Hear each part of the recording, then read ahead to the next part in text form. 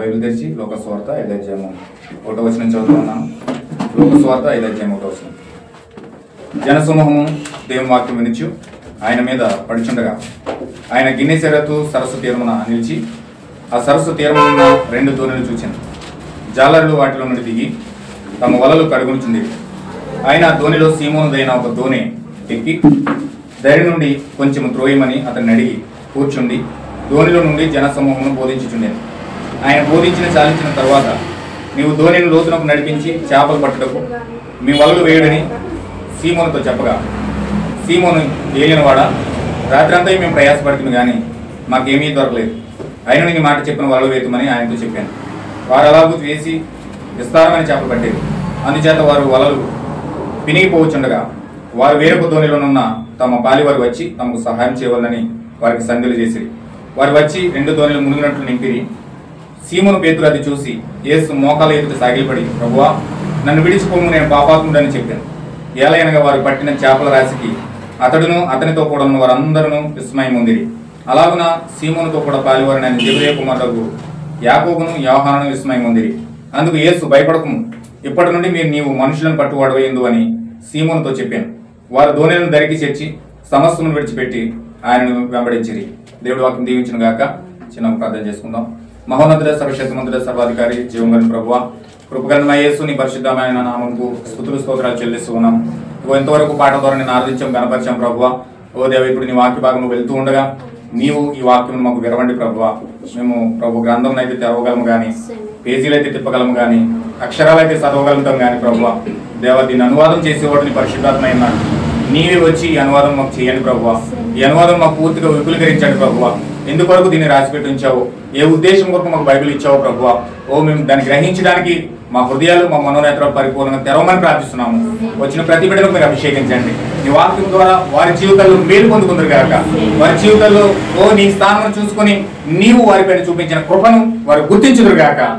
నీకు మహిమ ఘనత ప్రభలు చెల్లిస్తూ ఈ ప్రాంతమును, దేవ యొక్క ప్రదేశముని స్థలమును పరిశుద్ధాత్మ చేత అభిషేకించమని, ఆటంకపరుస్తున్న ప్రతి దురాత్మ శక్తులన్నిటిని యేసు క్రీస్తు నామంలో బంధిస్తూ ఉన్నాం దేవా. ఈ నామంలో నీ పరిశుద్ధాత్మ స్వతంత్రంగా మా మధ్యలో కదలడం గాక. నీకు అప్పగిస్తూ సహాయం చేయి ప్రభు. యేసు క్రీస్తు నామములో ప్రార్థిస్తున్నాం తండ్రి, ఆమేన్. అనుకుంటున్నాం. దేవుని పరిశుద్ధ నామముకు మహిమ కలుగును గాక. హల్లెలూయా. సమయంలో ఇప్పుడు వచ్చిన సోదరి సోదరులందరికీ కూడా ప్రభు యేసు క్రీస్తు నామంలో మీ అందరికీ నా వందనాలు తెలియజేస్తా ఉన్నానండి. అందరికీ వందనాలు. God bless you all. సమయం మనం వాక్యంలోకి వెళ్దాం. నీ మాట చెప్పున అక్కడ పేతురు, యోహాను, ఆంద్రేయ వీళ్ళందరూ కూడా అక్కడ చేపలు పట్టుకోవడం మనం చూస్తూ ఉన్నాం. వాళ్ళందరూ కూడా రాత్రి అంతా కష్టపడ్డారు, కానీ ఒక్క చేప కూడా పడలేదండి. హల్లెలూయా. వాళ్ళు చాలా టెక్నికల్ మైండ్తో ఉన్నవాళ్ళు, వాళ్ళు చాలా తెలివైన వాళ్ళు. చేపలు ఎక్కడ ఉంటాయో కూడా వాళ్ళకి తెలుసు. ఏ విధంగా వేటాడితే చేపలు పడతాయో, ఏ విధంగా వేటాడితే ఎటువంటి చేప పడుతుందో వాళ్ళు అనుగుణంగా కూడా వాళ్ళ యొక్క వృత్తిలో ఉన్నారు కాబట్టి వాళ్ళు పూర్తిగా తెలుసు. ఆ చేప పట్టే విధానం అంతా వాళ్ళకి తెలుసు.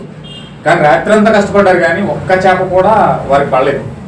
అయితే ప్రయాసతో ఒడ్డుకు వచ్చేసారు. తెల్లారి ఒడ్డుకొచ్చి వాళ్ళు వలలు కట్టుకుంటూ ఉన్నారు. వలలు కట్టుకుంటూ ఉన్నప్పుడు యేసుక్రీస్తు వచ్చి వారితో సంభాషిస్తూ ఉన్నాడు. ఏమని సంభాషిస్తున్నాడంటే, ఆ యొక్క వాళ్ళు రాత్రి అంతా ప్రయాణం చేసిన పడవని అధిగమంటున్నాడు. ఆ కూటానికి ఒక ఫుల్ ఫిట్ పెట్టుకోవడానికి, ఆ కూటానికి కొరకు ఆ యొక్క ఓడని అద్దెకి తీసుకుంటా ఉన్నాడు యేసుక్రీస్తు. అద్దెకి అడుగుతూ ఉంటే ఇతను అన్నాడు, రాత్రి అంతా ప్రయాసపడ్డాం, ఒక చేప కూడా పడలేదు, మాకు ఏ బిజినెస్ లేదు ఈరోజు, కనీసం ఇదేనా వస్తుంది, మాకు వస్తుంది అనుకుని అతను ఆలోచించి అతను ఏమనుకున్నాడంటే, సరే మీకు ఇస్తాను, ధోని అద్దెకి ఇస్తానని చెప్పి అద్దెకి యేసుక్రీస్తుకి ఇచ్చేసి ఆయన ఏం చేస్తాడంటే పక్కకి ఆంద్రేయని యోహాన్ని పిలిచి ఏమన్నాడంటే, ఈ యొక్క కూటంలో మనం కూడా ఏకీపిస్తే బాగుంటుంది. ఆమేన్. హల్లెలూయా. మనం కూడా ఈ కూటంలో ఉంటే బాగుంటుంది. మనకి సన్నిహిద్రి సభలు ఉన్నాయి, మనకి యెరూషలేము దేవాలయం ఉంది, మనకి రోజు కూటాలు జరుగుతున్నాయి. కానీ కొత్త సేవకుడు వచ్చాడు, ఏం చెప్పాలనుకుంటున్నాడు విందాం ఒకసారి అని చెప్పేసి ఆయన ఏం చేసి వాళ్ళు ఏం చేస్తున్నారు, పక్కకి వెళ్ళి మాట్లాడుకుంటున్నారు అనమాట. మనం కూడా ఈ కూటంలో ఉందాం, అసలు కొత్త బోధకుడు ఏం చెప్తాడు విందాం అని చెప్పి వాళ్ళు ఆ కూటంలో ఏకీభవించడానికి వాళ్ళు సన్నాహాలు చేస్తా ఉన్నారు. హల్లెలూయా. అయితే అక్కడ ఏం జరుగుతుందంటే, యేసుక్రీస్తు వచ్చి కూటం పెట్టాడు, బహిరంగ సభ. ఆ బహిరంగ సభ ఫుల్ ఫిట్ ఏంటంటే, మన చర్చి ఇప్పుడు మనం ఫుల్ ఫిట్ కట్టి పెట్టుకున్నాం, చక్కగా మాట్లాడుతూ ఉన్నాం, చర్చిలు కట్టుకుంటా ఉన్నాం, చక్కగా ఉంది. అయితే ఆ సముద్రం పక్కన ఫుల్ ఫిట్ ఏంటంటే ఆ పడవే. ఆ పడవలోకి వచ్చి ప్రసంగం చేస్తున్నాడు యేసుక్రీస్తు. ఆ ఒడ్డుని మొత్తం ప్రజలందరూ కూడా చేరిపోయి యేసుక్రీస్తు చెప్పి ప్రసంగం వింటా ఉన్నారు. ఏమేమి హల్లెలూయా. ప్రసంగం అంతా అయిపోయింది. అయిపోయిన తర్వాత స్వస్థత మీటింగ్ జరుగుతున్నాడు. ఆయన ఏం చేస్తున్నాడు? స్వస్థత ప్రార్థన చేస్తున్నాడు. లైన్లో వస్తూ ఉన్నారు జనాలు, ఒక్కొక్కరు స్వస్థతలు చేస్తూ ఉంటే వస్తూ ఉన్నారు. నాకు ఈ రోగం, నాకు క్యాన్సర్, నాకు మలేరియా, నాకు డెంగ్యూ, లేకపోతే నాది ఊపిరితిత్తుల్లో కప్పం పట్టేసింది, రకరకాల వ్యాధులతో, నాకు హార్ట్ అటాక్, లేకపోతే నాకు అది, నాకు ఇది అని అనేకమైన కోట్ల కొద్ది సమస్యలతో యేసుక్రీస్తు దగ్గరికి వస్తూ ఉన్నారు. వాళ్ళందరికైనా ప్రార్థన చేస్తూ ఉన్నాడు. అందరూ స్వస్థపరచబడతా ఉన్నారు. చక్కగా స్వస్థపరచడం ఇవన్నీ కూడా పక్క నుండి శిష్యులందరూ కూడా తెలికిస్తూ ఉన్నారు. ఈ అందరూ పాస్టర్లోనూ స్వస్థత చేయాలంటే టచ్ అంటాడు ఒకడు, లేకపోతే కింద పడేసి ఒకడు, లేకపోతే రకరకాలుగా హావభావాలు ఎత్తుపరుస్తున్నారు. కానీ యేసుక్రీస్తు స్వస్థతలు అలా చేయట్లేదండి. ఈయన ఎలా చేస్తున్నాడంటే ఏదైతే దేవుడు లేఖనాల ద్వారా ప్రవశించాడో ఆయన వచ్చినప్పుడు కుంటివాళ్ళు నడుస్తారు, గుడ్డివారు చూస్తారు, మోగవాళ్ళు మాట్లాడతారు, చనిపోయిన వారు లేస్తారు అని యెషయా ప్రవక్త 35 అధ్యాయంలో, యెషయా గ్రంథం 35 అధ్యాయంలో యెషయా ప్రవచించిన ప్రవచనం ఆధారంగా ఏదైతే పాస్టర్గా ఏదో ప్రవచనాలు చెప్పి మరియమ్మని కొడుకు తగ్గిపోద్దు ఇప్పుడే నీ నామం యేసుక్రీస్తు నామములో ప్రవచిస్తున్నాను అని ఏదో ఉద్రేక భావంతో ఆయన ఏదో ప్రవచనాలు చెప్పట్లేదు. కానీ నేరుగా హృదయ రహస్యాలు చదువుతూ దేవుడు వారి యొక్క లేఖనాల ఆధారంగా దేవుడు వాళ్ళని స్వస్థపరుస్తున్నాడు. హల్లెలూయా. ఆయన దేవుడు అయినట్లుగా స్వస్థపరచట్లేదు కదా. దేవుడు అయినట్టుగా స్వస్థపరచట్లేదు. ఆయన ఎలా స్వస్థపరుస్తున్నాడు అంటే లేఖనాలు స్థిరపరచడానికి. ఏంటి లేఖనాలు స్థిరపరచాలంటే ఒకసారి చూడండి, యెషయా గ్రంథం 35 అధ్యాయం మనం చదివినట్లయితే, తత్తరిల్లు హృదయంతో ఇట్లా నుండి భయపడక ధైర్యముగా ఉండు, నీ దేవుడు వచ్చుచున్నాడు, చేయను ఆయన వచ్చి రక్షించును. అదనమాట. ఇప్పుడు ఆయన వచ్చి రక్షించడానికి భూమికి వచ్చినప్పుడు ఏం చేయాలంటే గుడ్డి వారికి కన్నులు ఇవ్వాలి, చెవిటి వారికి చెవులు ఇవ్వాలి, ఇప్పబడాలి. కుంటివాడు దుప్పు వెళ్ళి గంతులు వేయాలంటే కుంటివాడు కాళ్ళు వచ్చేస్తాయి, కుంటివాడు పనులు వచ్చేస్తాయి, చెవిటోలు చెవి వినపడుతుంది చక్కగా, మోగవాళ్ళందరూ కూడా చక్కగా మాట్లాడతారు, అరణ్యంలో నీళ్ళు ఉబ్బుతాయి, అడవిలో కాళ్ళు. ఇవన్నీ కార్యాలు దేవుడు భూమిపైకి వచ్చినప్పుడు జరగాలి. హల్లెలూయా. ఇప్పుడు ఆయన ఏం చేస్తున్నాడంటే ఈ లేఖనాన్ని కుంటివాడు దుప్పు వెళ్ళి గంతులు వేయను అనే లేఖనాన్ని స్థిరపరచడానికే కుంటోలు కాలు ఇచ్చాడు. నేను దేవుణ్ణి, నేను సృష్టికర్తనని చెప్పుకోవడానికి ఆయన కుంటోలు కాలు ఇవ్వలేదు.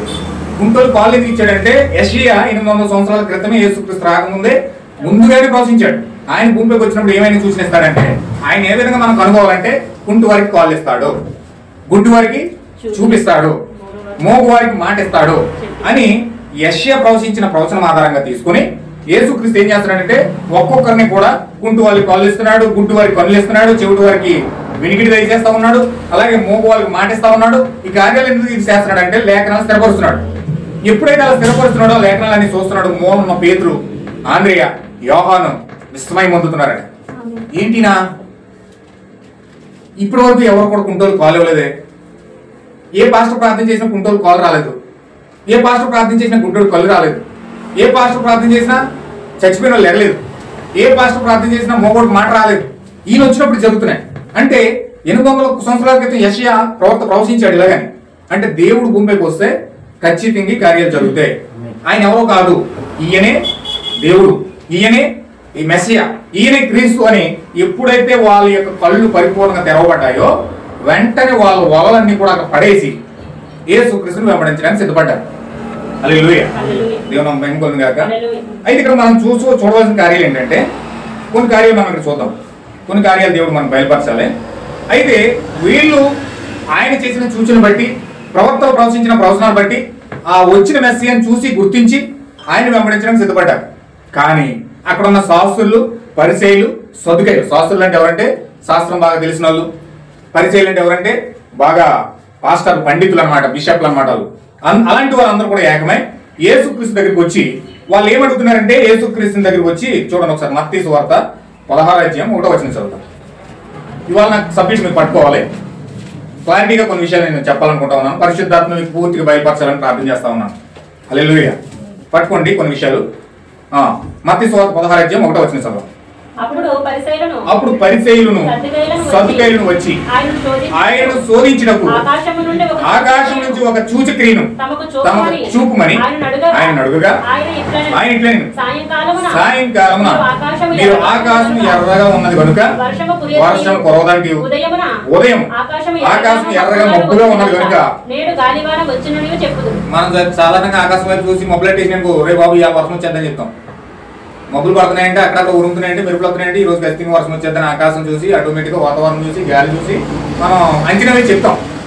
ఎర్రగా ఉన్నప్పుడు ఇలా పచ్చగా చక్కగా వాతావరణం ఉందనుకో వర్షమే రాదు ఇవాళ బాగుంది వాతావరణం అని మామూలుగా చెప్తాం.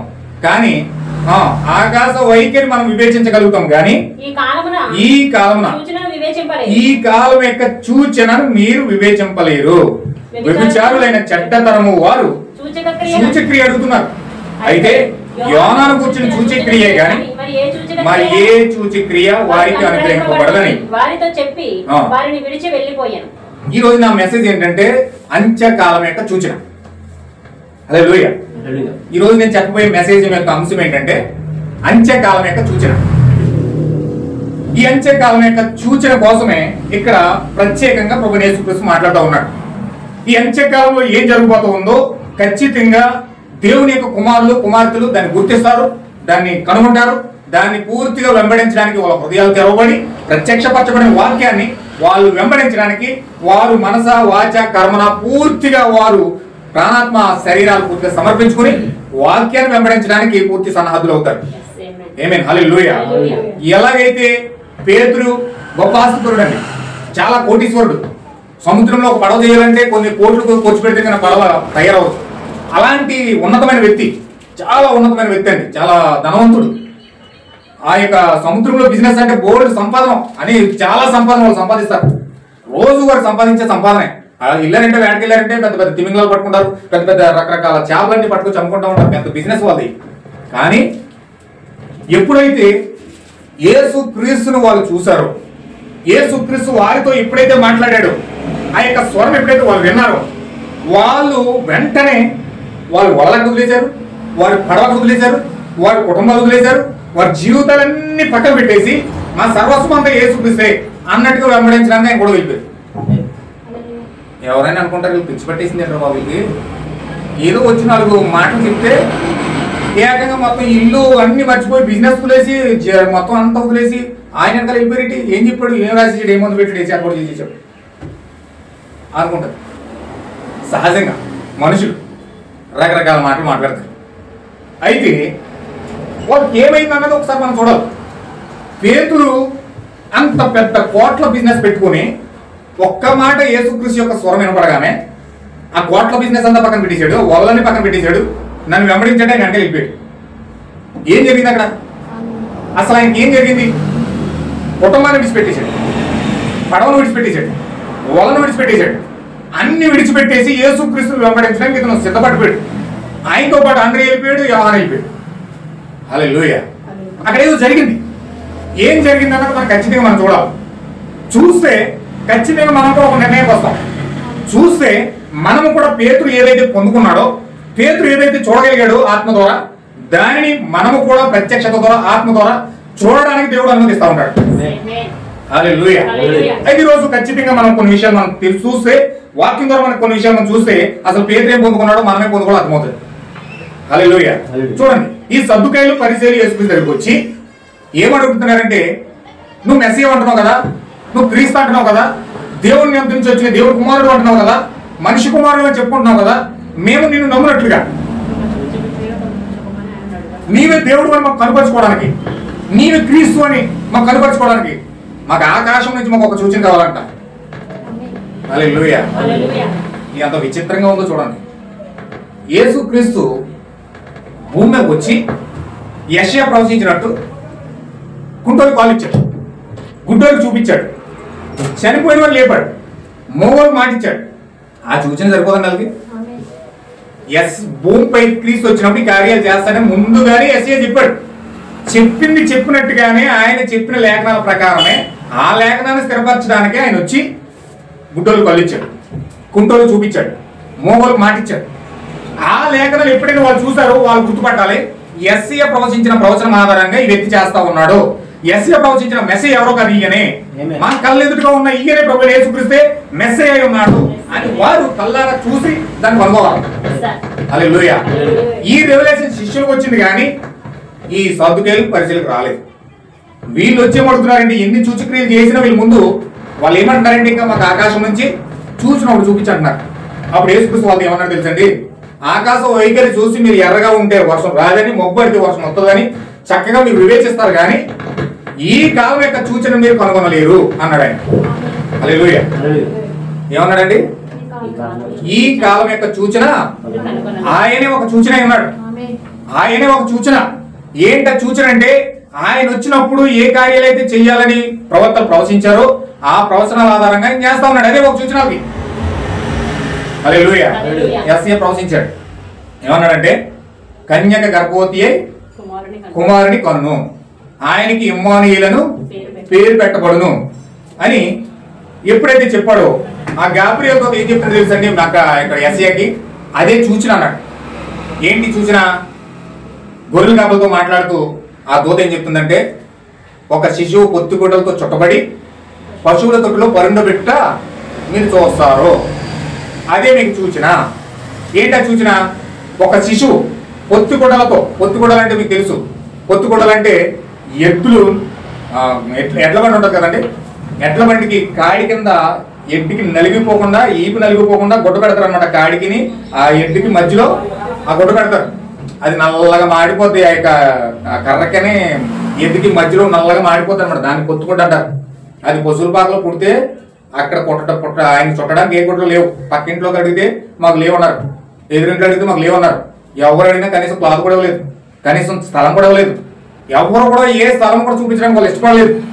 అయితే ఆయన రోడ్డు మీద పుట్టేశాడు. ఆ పుట్టిన ఆయన తీసుకెళ్లి పశువుల పాకలో పొరను పెట్టారు. ఆ పశువుల పాకలో ఆ ఉమ్మనీరు అదంతా తొడవడానికి ఏమీ లేదు. బిడ్డ పుట్టినంటే చక్కగా ఉమ్మనీరు అంతా తీసేసి వేడి వేడి నీళ్ళు కాసి చక్కగా స్నానం చేసి చక్కగా నీట్గా అన్ని తయారు చేసి తల్లి ఒళ్ళో కొడుకు పెడతారు. కానీ ఇక్కడ యేసుక్రీస్తు బిడ్డ పుట్టిన తర్వాత కనీసం స్నానం చేయడానికి వేడి నీళ్ళు లేవు. ఒక పక్క తొడవడానికి ఉమ్మనీరు అంతా పట్టేసి ఉంటుంది. ఆ ఉమ్మనీరు అంతా తొడవడానికి క్లాతులు లేవు. ఆ యొక్క పెండ్లో ఆ పొత్తుగుడ్డలు ఉన్నాయి, ఆ ఎండికాడికి పెట్టిన పొత్తుగడ్డలు ఉన్నాయి. ఆ పొత్తుగుడ్డలు తుడిచి శుభ్రంగా తుడిచి ఆకుడ్లో చుట్టూ ఆ పశువుల తొట్టు పొరలు పెట్టారు. చూడండి ఎంత దీనమైన స్థితిలో చూడండి. అలాంటి ఆ సూచనే గాబ్రియల్ దూత ఈ యొక్క గొర్రెల కాపురికి చెప్తా ఉంది. ఏమని చెప్తా ఉందంటే ఇదే మీకు సూచన. ఒక శిశువు పొత్తుగుడ్డలతో చుట్టబడి పశువుల తొట్లో పొరలో పెట్టి పెడతాడు అని ఎప్పుడైతే చెప్పాడో ఆ యొక్క సూచన వారు చూసినప్పుడు వాళ్ళు తెలియాలి గాబ్రియల్ దూత చెప్పిన శిశువు ఈయన మామూలు శిశువు కాదు, ఈయన లోకపాపం మోసుకుని పోయి వచ్చే దేవుని గొర్రెల మెస్సయ క్రీస్తు అన్న సంగతి గాబ్రియల్ దూత ద్వారా గొర్రెల కాపురం తెలుసుకున్నారు. ఏమైంది? హల్లెలూయా. అయితే ఇక్కడ యేసుక్రీస్తు వీళ్ళతో ఏం మాట్లాడుతున్నాడంటే ఒక శిశువు ఆకాశము ఎర్రగా ఉంది, నల్ల మబ్బుగా ఉందని మీరు వివేచిస్తారు కానీ ఈ కాలం యొక్క సూచన మీరు కనుగొనలేరు. ఎందుకంటే ఈ తరం ఎలాంటి తరం అంటే వ్యభిచారులైన చెడ్డ తరం. వారు సూచక్రియలు అడుగుతున్నారు. అయితే యోనాను కూర్చిన సూచక్రియే గాని మరి ఏ సూచక క్రియ అయినను వారికి అనుగ్రహించబడదని వారికి చెప్పి వారిని విడిచి వెళ్ళిపోయాను. దేవుని నాకు మహిమ కలుగును గాక. ఇప్పుడు ఆయన ఏం చెప్పాడంటే యోనా సూచన అంటే యోనా ఏ విధంగా తిమింగలం కడుపులో 3 రోజులు ఉన్నాడో అలాగే మనుష్య కుమారుడు కూడా 3 రోజులు శ్రమలు పడి సమాధిలోకి వెళ్ళి 3వ దినాన లేచి ఏ విధంగా పునరుద్ధానం చెంది ఆయన ఆరోహణం అయిపోతాడో ఈ విషయాలను ఆ సూచన తప్ప ఇంకే సూచన కూడా ఇంకేం తెలియదు. హల్లెలూయా. అంటే వీళ్ళకి పునరుద్ధానం చూడడమే తప్ప దూరం నుంచి పొందుకునేది ఏం లేదండి. దూరం నుంచి చూస్తారు తప్ప వీళ్ళు ఏం పొందుకోరు. దూరం నుంచి వీళ్ళు దాన్ని చూస్తారు తప్ప ఆ యొక్క శ్రమలు, ఆ శిలువ శ్రమ, ఆ భయంకరమైన యాతన, ఏ విధంగా ఆయన సమాధిలోకి వెళ్తా ఉన్నాడు, ఏ విధంగా పునరుద్ధారణ అవుతా ఉన్నాడు, ఏ విధంగా ఆయన ఆరోహణం అయిపోతా ఉన్నాడు, దూరం నుంచి చూసేవాడు తప్ప ఆ పునరుద్ధారాన్ని పొందుకునే మనుషులు వీళ్ళు కాదు. హల్లెలూయా. అంటే వాళ్ళు సూచక్రియలు అడిగే వాళ్ళు ఎలాంటి వాళ్ళు అంటే దేవుని యొక్క సూచక్రియ కోసం ఎదురు చూసే వాళ్ళు ఎలాంటి వాళ్ళు అంటే దూరం నుంచి దేవుని కార్యాలు చూడడమే తప్ప ఎప్పుడు కూడా వాళ్ళ జీవితాల్లో దాన్ని కలిగి ఉండరు. అది అక్కడ గుంటూరు నడిచాడంట, అక్కడ గుంటూరు చూసాడంట, అక్కడ మూకుడు మాట్లాడాడంట అని ఏదో టీవీలో చూసో యూట్యూబ్లో చూసో ఆ వాళ్ళకి వాళ్ళే డిస్కస్ చేసుకుని మాట్లాడుకుంటారు. కానీ వీళ్ళ జీవితాల్లో ఏ మాత్రం కూడా పరిశుద్ధాత్మ క్రియలు అనేవి చూడరు. అసలు పరిశుద్ధాత్మ యొక్క అభిషేకం అంటే వీళ్ళకి తెలియదు. వీళ్ళ జీవితాల్లో దాన్ని అనుభవించరు.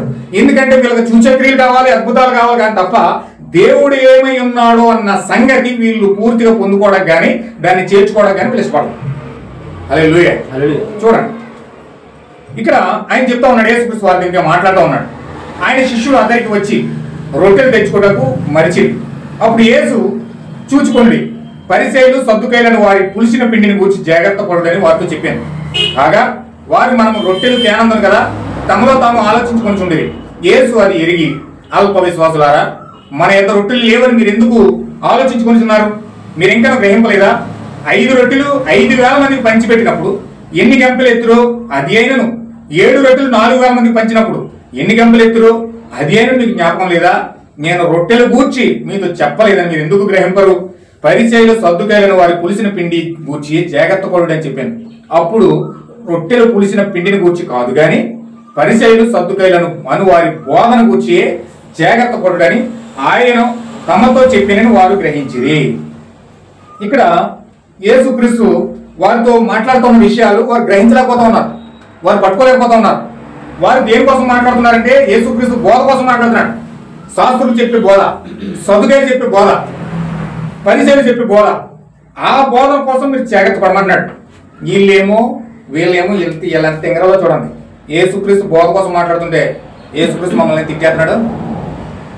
అక్కడ ఏం చేశారంటే దేవుడు ఆశీర్వదించి 5 రొట్టెలు 2 చేపలు 5,000 మంది పంచారు. 5 రొట్టెలు 2 చేపలు 5,000 మంది పంచేసారండి. పంచేసిన తర్వాత 12 గంపలు మిగిలిపోయింది. అందరికి తినేగా మిగిలిపోయి 12 గంపలు. వీళ్ళు ఏం చేశారంటే మతిమరుపులు అందరూ ఎక్కువ, ఈ శిష్యులందరూ యేసుక్రీస్తు చుట్టూ ఉన్న శిష్యులందరూ మతిమరుపులు అనమాట. 12 గంపలు ఆ పంచిపెట్టిన స్థలంలో మర్చిపోయి అక్కడికి వచ్చేసారు. అంటే సముద్రం పక్కన ఇంకొక దగ్గరికి వెళ్ళిపోయారు. అప్పుడు గుర్తొచ్చింది. ఆ వదిలేసి వెళ్ళిపోయిన తర్వాత దూరం వెళ్ళిపోయిన తర్వాత అప్పుడు గుర్తొచ్చినాయి. అయ్యో మర్చిపోయి యేసుక్రీస్తు మాట్లాడంటే తిడతా ఉంటే ఇలా అనుకుంటారనమాట. యేసుక్రీస్తు మనల్ని ఎందుకు తిడుతున్నారు అనుకున్నాం? పక్కన అవుతున్నాడు అనమాట. పేతురు ఏమంటాడు, యోహాను మనల్ని ఎందుకు తిడుతున్నాడు అనుకున్నాం? యోహాను మనము అక్కడ 12 గంపలు మర్చిపోయి వచ్చేసాం. నీకైనా తెలియదు బుద్ధి లేదు, ఇక గంపలు తేవాలి కదా, యేసుక్రీస్తు మనల్ని తిడుతున్నాడు అని చెప్పేసి వీళ్ళు లోపల కొనుక్కుంటూ ఉన్నారు. ఇంకో చోట 7,000 మందికి పంచారు. 7 రొట్టెలు 4,000 మందికి పంచారు. అక్కడ కూడా అలాగే మర్చిపోయారు. ఎక్కడికి వెళ్ళాలి మర్చిపోయి వచ్చేసి పక్కకి బాధపడతా ఉన్నారు. అప్పుడు యేసుక్రీస్తు ఏం చేస్తాడంటే పులిసిన పిండి కోసం సద్దుకయ్యులు హేరోదు పరిచయం కోసం మాట్లాడుతుంటే వీళ్ళు గంపల కోసం మాట్లాడుకుంటారు. అంటే గంపలు మర్చిపోయామని చెప్పి తిడుతున్నాడు అనుకుంటున్నారు తప్ప వాస్తవంగా ఈయన దేనికోసం మాట్లాడుతున్నాడని గ్రహించలేదు. అప్పుడు యేసుక్రీస్తు వీళ్ళు గ్రహించలేదన్న విషయాన్ని గ్రహించి అప్పుడు చెప్తున్నాడు అనమాట.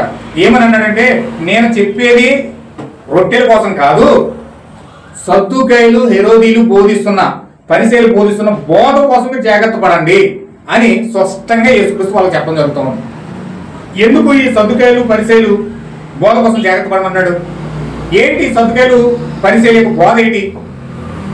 ఖచ్చితంగా మనం చూడాలి. కొన్ని విషయాలు మీరు గ్రహించండి. హల్లెలూయా. చూడండి, యేసుక్రీస్తు చెప్పేది ఏంటంటే పరిసయ్యులు సద్దుకయ్యులు బోధన గురించి జాగ్రత్త పడమన్నాడు. పరిసయ్యులు సద్దుకయ్యులు బోధన గురించి జాగ్రత్త పడమన్నాడు. వీళ్ళు గంపల కోసం ఆలోచించారు, రొట్టెల కోసం ఆలోచించారు. కానీ యేసుక్రీస్తు సూటిగా స్పష్టంగా చెప్పిన తర్వాత వాళ్ళకి చాలా క్లియర్గా అర్థమైంది. ఇప్పుడు మేము పరిసయ్యులు సద్దుకయ్యులు బోధన కోసం జాగ్రత్త పడాలని వాళ్ళు ఆలోచిస్తూ ఉన్నారు.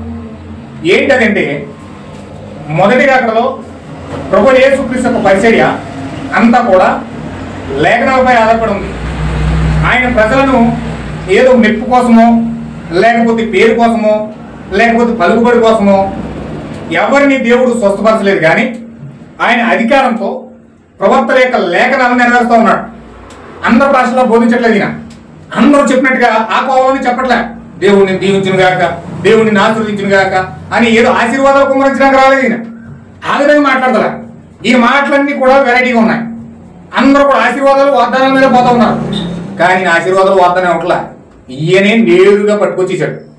ఆశీర్వాదం ఆయనలో ఉంది, వాగ్దానం ఆయనలో ఉంది, కృప ఆయనలో ఉంది, ఐశ్వర్యం ఆయనలో ఉంది. సమస్తము కూడా ఆయన ఎవరైతే పూర్తిగా పొందుకుంటారో అవన్నీ కూడా వాళ్ళే.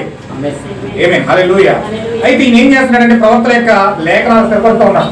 వాటిని నెరవేర్చడానికి ఇక్కడ స్వస్థతలు చేస్తూ ఉన్నాడు, ప్రవచనాలు జరుగుతూ ఉన్నాయి. అయితే వాళ్ళు చాలా మంది ప్రభు యేసుక్రీస్తును శోధించి నిన్ను మేము నమ్మడానికి ఒక సూచక క్రియ కావాలని వాళ్ళు అడుగుతూ ఉన్నారు. అక్కడ ఉన్న పరిచయలు అంటే అక్కడ పరిచయలు అన్నారు, ఇక్కడ ఎవరంటే పాస్టర్. అక్కడ పరిచయలు అంటే పాస్టర్లు అని అర్థం అన్నమాట. అక్కడ పరిచయలు అంటే ఇక్కడ పాస్టర్స్.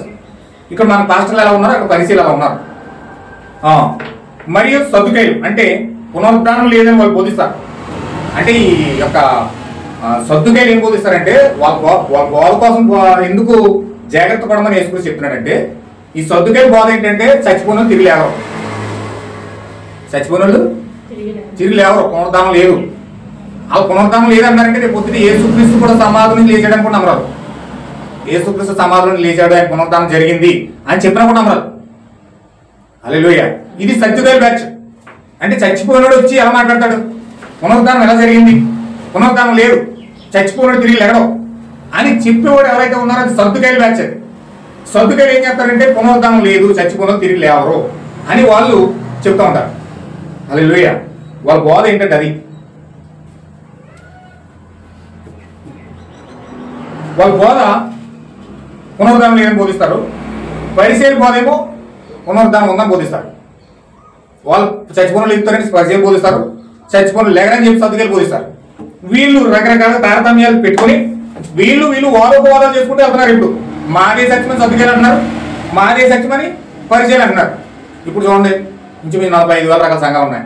45,000 రకాల సంఘాల్లో క్రీస్తు సంఘం ఉంది, బైబిల్ మిషన్ ఉంది, చర్చ్ ఆఫ్ క్రైస్ట్ ఉంది, పెంతెకోస్తు ఉంది, ఫెలోషిప్ ఉంది. ఇలా ఇంచుమించు 45,000 రకాల సంఘాలు ఉన్నాయి. ఎవరి కాళ్ళే వాళ్ళే గొప్పలు. నాది గొప్ప అంటే నాది గొప్ప అంటారు, నాది సత్యం అంటే నాది సత్యం అంటారు. ఎవరి సత్యం వాళ్ళకి గొప్పది, ఎవరి బోధ వాళ్ళకి గొప్పది. అలాగే వాళ్ళు కూడా వాదోపవాదాలు వేసుకుని నాది సత్యం అంటే నాది సత్యం అంటూ ముందుకెళ్ళిపోతూ ఉన్నారు. అయితే ఈ 2 రకాల బోధకులు వచ్చి యేసుక్రీస్తుని సూచక్రియలు అడుగుతున్నారు. యేసుక్రీస్తుని ఏమడుగుతున్నారండి? సూచక్రియలు అడుగుతున్నారు. ఏమనంటే నువ్వు మెస్సీయా అంటున్నావు, మనిషి కుమారుని అంటున్నావు, క్రీస్తుని అంటున్నావు, నిన్ను నేను గుర్తించడానికి ఒక సూచక్రియ మాకు చేయి అంటున్నారు. అప్పుడు యేసుక్రీస్తు వారితో ఇలా పలుకుతూ ఉన్నాడు, వ్యభిచార తరం నన్ను సూచక్రియ అడుగుతూ ఉన్నారు. సాయంకాలం మీరు ఆకాశం ఎర్రగా ఉన్నది కనుక వర్షం కురిదేని, ఉదయం ఆకాశం ఎర్రగా మబ్బుగా ఉన్నది కనుక నేడు గాలివాన వచ్చినని చెప్పుతారు కదా. మీరు ఆకాశం వైపు వివేచింపదు కానీ ఈ కాలం యొక్క చూసిన వివేచింపలేరు. వ్యభిచారులని చెడ్డతరం వారు సూచక్రియ అడుగుతున్నారు.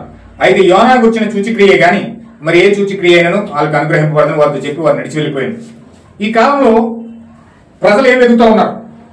అసలు ఈ కాలంలో ప్రజలు ఏం వెతుకుతున్నారు అంటే సూచక్రియలు వెతుకుతూ ఉన్నారు, అద్భుతాలు వెతుకుతూ ఉన్నారు, స్వస్థతలు వెతుకుతూ ఉన్నారు, పరుగులు పెడతా ఉన్నారు. వాటి కోసం వారి అవసరాల కోసం పరిగెడతా ఉన్నారు. పెద్ద పెద్ద చర్చి బిల్డింగ్ల వరకు పరిగెడతా ఉన్నారు, అద్భుతమైన సంగీతాల కోసం పరిగెడతా ఉన్నారు. కానీ వారికి దేవుని యొక్క నిజ సంఘం యొక్క ప్రత్యక్షత కొరకు వాళ్ళు ఎంత మాత్రము కూడా పరుగులు పెట్టడం లేదట.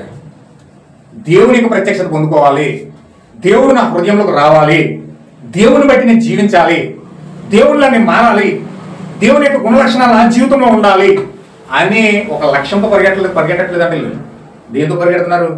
ఎక్కడ అద్భుతాలు జరుగుతాడు పరిగెత్తిపోతున్నారట, ఎక్కడ సూచక్రియ జరుగుతాడు పరిగెత్తిపోతున్నారట. అది అక్కడ కుంటోలు నడిచేస్తున్నారంట, అక్కడ గుడ్డోలు చూసేస్తున్నారంట, అక్కడ రకరకాల కార్యాలు జరిగిపోతున్నాయంటే ఎక్కడ లేని జనం అంతా పరిగెత్తిపోతూ ఉన్నారు. కానీ అక్కడ అద్భుతాల కోసం పరిగెత్తే వాళ్ళు ఉన్నారు, స్వస్థత కోసం పరిగెట్టే వాళ్ళు ఉన్నారు, సూచక్రియల కోసం పరిగెట్టే ఉన్నారు. వారి అవసరాలు ఒక్కొక్కరికి ఒక అవసరాలు ఉంటాయి. ఇళ్ళనో, లేకపోతే పెళ్ళనో, లేకపోతే స్వస్థతనో, లేకపోతే ఆర్థిక సమస్యలను, లేకపోతే అనారోగ్య సమస్యలను, లేకపోతే రకరకాల సమస్యలు కూడా ప్రజలు వెళ్తా ఉన్నారు. కాబట్టి వాళ్ళు ఏదో ఒక అవసరం వారి దేవుడితో ఉంది కాబట్టి దేవుడి దగ్గరికి వెళ్ళి కొంచెం ప్రార్థన చేస్తే దేవుడు నాకు ఇది ఇస్తాడేమో, దేవుడి దగ్గరికి కొంచెం ప్రార్థన చేస్తే దేవుడు నాకు ఇది ఇస్తాడేమో, అది ఇస్తాడేమో అని చెప్పి కొంతమంది కొన్ని అవసరాలు బట్టి దేవుడి దగ్గరికి వెళ్తూ ఉంటారు, అవసరాల కోసం వెళ్తూ ఉంటారు. లేకపోతే సంగీతం, కొంతమంది పాటలు ఇంటకి వెళ్తారండి. వాళ్ళు ఏం చేస్తారంటే వాళ్ళకి ఎన్నో బాధలు ఉంటాయి, సమస్యలు ఉంటాయి, కష్టాలు ఉంటాయి. కొంచెం ఆ యొక్క సంగీతం చక్కగా అంటే ఆ సంగీతం నుంచి వాళ్ళు చక్కగా కొంచెం మైండ్ ఫ్రెష్ అవుతుంది అనమాట. చాలా మంది చూడండి ఏడుపు వచ్చేస్తుంది, బాధ వచ్చేస్తుంది అనుకోండి, ఏడు పాటలు నెట్టేసి ఇంకా వాళ్ళు ఒంటరిగా కూర్చుని ఎంత ఏడవాలో అంత ఏడుతూ ఉంటారు అన్నమాట. ఏడు పాటలు నెట్టేసుకుంటారు. సంతోషంగా ఉన్న వాళ్ళందరూ సంతోషంగా ఉన్న పాట డ్యాన్స్ చేసే పాట, డిస్కో డ్యాన్స్ నెట్టేసుకుని డ్యాన్స్ లోపల డ్యాన్స్లు చేస్తారు. ఇలా సంగీతం ద్వారా ఆనందించే ప్రజలు ఉంటారు ఏమండి. అలాగే పెద్ద పెద్ద చర్చి బిల్డింగ్ల కోసం పెద్ద పెద్ద చర్చిలు కట్టిన మా చర్చి ఎంత అందంగా ఉంటుంది, మా చర్చి ఎంత పెద్దగా ఉంటుంది, మా చర్చి ఎంత మంచి డెకరేషన్తో ఉంటుంది, మంచి లైటింగ్ సిస్టమ్ ఉంటుంది, మంచి సౌండ్ సిస్టమ్ ఉంటుంది అని దానిని ఆశ్రయ చేసుకుని దానికోసం కొంతమంది వెళ్తారు. కొంతమంది అద్భుతాల కోసం వెళ్తారు చర్చికి, కొంతమంది సూచక్రియల కోసం వెళ్తారు, కొంతమంది అవసరాల కోసం పరిగెడతారు, కొంతమంది సంగీతం కోసం పరిగెడతారు, కొంతమంది వాళ్ళ వాళ్ళ బాధలు వాళ్ళ వాళ్ళ వ్యాధులు సమస్యల కోసం వెళ్తూ ఉంటారు, కొంతమంది పెద్ద పెద్ద చర్చి బిల్డింగ్ల కోసం పరిగెడుతూ ఉంటారు. ఇలాగా ఒక్కొక్కరు ఒక్కో విధంగా చర్చికి వెళ్తారు. అందరూ దేవుడి కోసం వెళ్ళండి, గుర్తుంచుకోండి. చర్చికి వెళ్ళే వాళ్ళు అందరూ కూడా దేవుడి కోసం కాదు. అబ్బాయిలు ఉన్నారు, కొంతమంది అమ్మాయిల కోసం వెళ్తారు, కొంతమంది అమ్మాయిలు ఉన్నారు అబ్బాయి కోసం వెళ్తారు. కొన్ని చర్చిలో నేను చూస్తున్నాను నేను, వాళ్ళు కేవలం సైట్ కూడా కూడా వెళ్తారు. వాక్యమే దృష్టి ఉంటుంది వాళ్ళకి. వాళ్ళ చూపులు మీద ఉంటాయి, ఈ చూపులు కూర్చునే ఉంటారు. అక్కడి నుంచి లెటర్లు ఎక్కడికి వచ్చేది, ఇక్కడి నుంచి లెటర్లు అక్కడికి వచ్చేది, మాట్లాడుకుంటూనే ఉంటారు. లెటర్లు అక్కడి నుంచి వచ్చేస్తే ఈ పక్కన ఉన్నవాడు ఆ పక్కన అందిస్తుంది అనమాట. ఆ మధ్యలో ఉన్న అలాగే అందించుకుంటా కడవకి అందించేది దాన్ని. అక్కడ ఉన్న కుర్రోడు రాసేసేసి ఈ చివరి అమ్మాయికి అందించేస్తూ ఉంటాడు. ఆ మధ్యలో వాళ్ళు పాస్ చేస్తారు దాన్ని. అంటే ఈ విధంగా రకరకాల కోణాల గుండా ఒక్కొక్కరు ఒక్కో విధంగా గుడిలోకి వెళ్ళి వాళ్ళు టైం పాస్ చేయడానికి వాళ్ళు వెళ్తూ ఉంటారు. అయితే ఇక్కడ గొప్ప కార్యం ఏంటంటే ఈ వ్యభిచార చెడ్డ తరం చర్చిలోకి వెళ్ళి వేసే వేషాలను ఇవి. సంగీతం కోసం వెళ్ళే వాళ్ళు ఒకరు, అవసరాలు తీర్చుకోవడానికి వెళ్ళే వాళ్ళు ఒకరు, లేకపోతే వారి జీవితాలకు ఏదో ఒక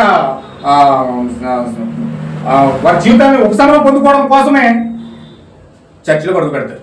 అయితే యోనా గూర్చిన చూసిన తప్ప వారికి ఇంకేం కనపడదని చెప్తూ ఉన్నాడు వాళ్ళకి. అయితే ప్రపంచవ్యాప్తంగా ఉన్న క్రీస్తు యొక్క నిజమైన వధువు యొక్క శరీరం ఎత్తబడుడు తప్ప ఈనాటి సంఘానికి ప్రపంచవ్యాప్తంగా ఉన్న క్రీస్తు యొక్క వధువు, మర్మయుక్తమైన వధువు యొక్క శరీరం ఎత్తబడటం తప్ప ఇంకేమీ కూడా వారు చూడలేదు. హల్లెలూయా.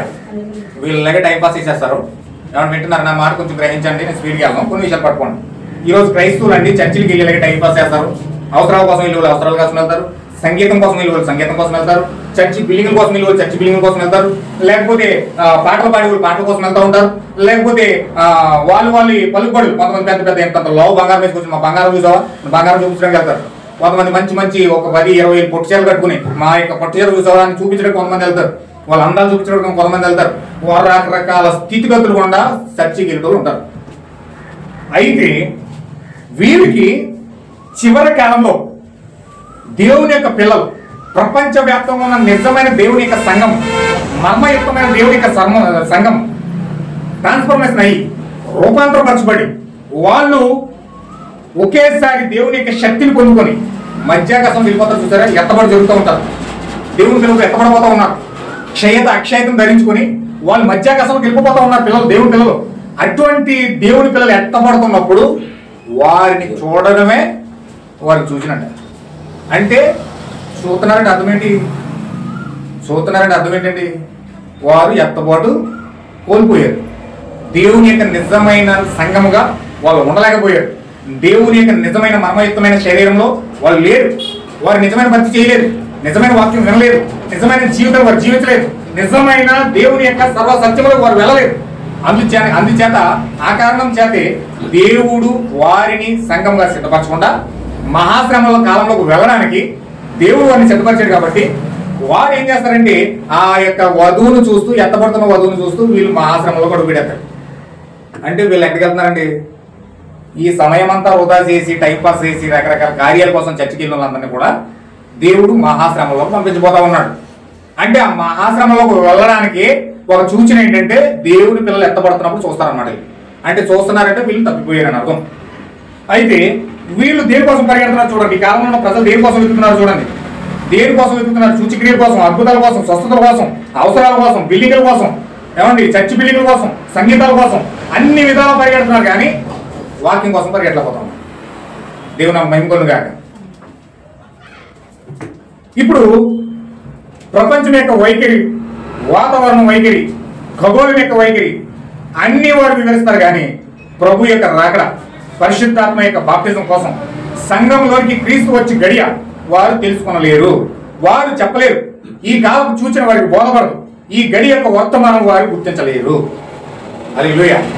అంటే దేవుడు ఈ కాలంలో ఏ విధంగా కదులుతున్నాడో, ఏ విధంగా దేవుడు ఆ యొక్క ప్రవచనాలను నెరవేరుస్తూ ఉన్నాడో, వాగ్దాన వాక్యంలో ఆయన భూమి మీద ఏ విధంగా నెరవేరుస్తూ ఉన్నాడో ఈ కాలం యొక్క ప్రజలు అంటండి ఆ వాగ్దాన వాక్యాన్ని చూడలేరట.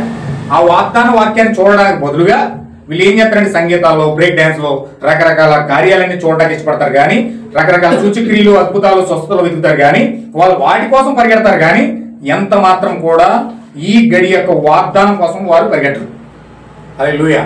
అయితే ఖచ్చితంగా ఈ రోజు మనం తెలుసుకోవాల్సింది ఏంటంటే, దేవుడి ఈ కాలంలో మన యొక్క వాగ్దానం ఏమిటి, దేవుడు ఈ కాలానికి అసలు మనకి ఏ వాగ్దానం చేశాడు, ఆ వాగ్దానం చూసి మనం కొన్ని విషయాలు చూసి నేను ముగించాలనుకుంటా ఉన్నాను. చూడండి, అసలు దేవుడు మనకి ఎలాంటి వాగ్దానం చేశాడంటే, ఈ కాలం యొక్క వాగ్దానం ఏంటంటే మనకి చూడండి ఒకసారి మలాకి గ్రంథము 4వ అధ్యాయం మొదటి నుంచి కొన్ని విషయాలు చదువుదాం. నియమింపబడిన దినము వచ్చుచున్నది, దుర్మార్గులందరూ కొయ్య కాలువ వలె ఉందురు, వారిలో ఒకరికి వేరైనను చిగురైనను లేకుండా రాబో దినమున అందరినీ కాల్చివేయునని సైన్యములకు అధిపతి యెహోవా సెలవిచ్చుచున్నాడు. అయితే నా నామమునందు భయభక్తులు గలవారు మీకు నీతి సూర్యుడు ఉదయించును. ఆమేన్. హల్లెలూయా. ఈ కాలం యొక్క వర్తమానం ఏంటంటే, ఈ గడి యొక్క వర్తమానం ఏంటంటే, ఈ గడి యొక్క వాగ్దానం ఏంటంటే, అన్యజనుల మధ్యలో నీతి సూర్యుడు ఉదయించాలి. ఏంటండి? నీతి సూర్యుడు ఉదయించాలి. అన్యజనుల మధ్యలో నీతి సూర్యుడు ఉదయించాలి. నీతి సూర్యుని ఈ రోజు మనం కలుసుకోవాలి. ఇది మన యొక్క వాగ్దానం. నీతి సూర్యుని ఎవరైతే కలుసుకుంటారో వారి యొక్క శరీరాలు రూపాంతరపరచబడి వారు మధ్యాకాశంలోకి వెళ్ళడానికి దేవుడు వేసిన ప్రణాళిక. హల్లెలూయా. నీతి సూర్యుడిగా దేవుడు ఈ రోజు అన్యజనులు కలవబోతూ ఉన్నాడు. ఈ రోజు నీతి సూర్యుడు అన్యజనుల దగ్గరికి వచ్చి అన్యజనులు కలుస్తూ ఉన్నాడు. ఈ నీతి సూర్యుడు వచ్చేటప్పుడు ఏ విధంగా వస్తా ఉన్నాడంటే, ఎప్పుడు ఈ నీతి సూర్యుడు వస్తాడంటే, ఇక్కడ చెప్తా ఉన్నాడు, యెహోవా నియమించిన భయంకరమైన మహాదినం రాకమునుపు, అనగా 3వ ప్రపంచ యుద్ధం రాకమునుపు. ఏంటండి అది? అందరూ చెప్పాను. 3వ ప్రపంచ యుద్ధం రాకమునుపు ఇక్కడ ఏం జరుగుతుందంటే, నీతి సూర్యుడు అన్యజనులు కలవాలి.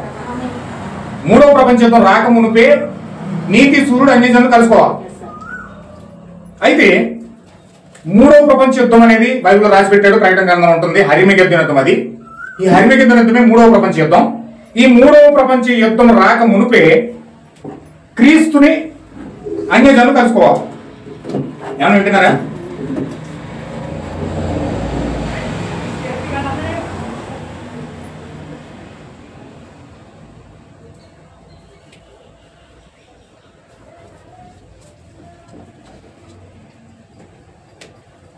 మూడవ ప్రపంచ యుద్ధం రాకముందే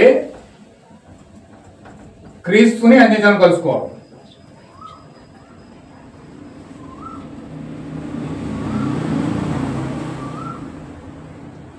అంటే ఇప్పుడు మొదటి రాకడలో యేసుక్రీస్తుని యూదులు కలుసుకున్నారు, సమరయులు కలుసుకున్నారు.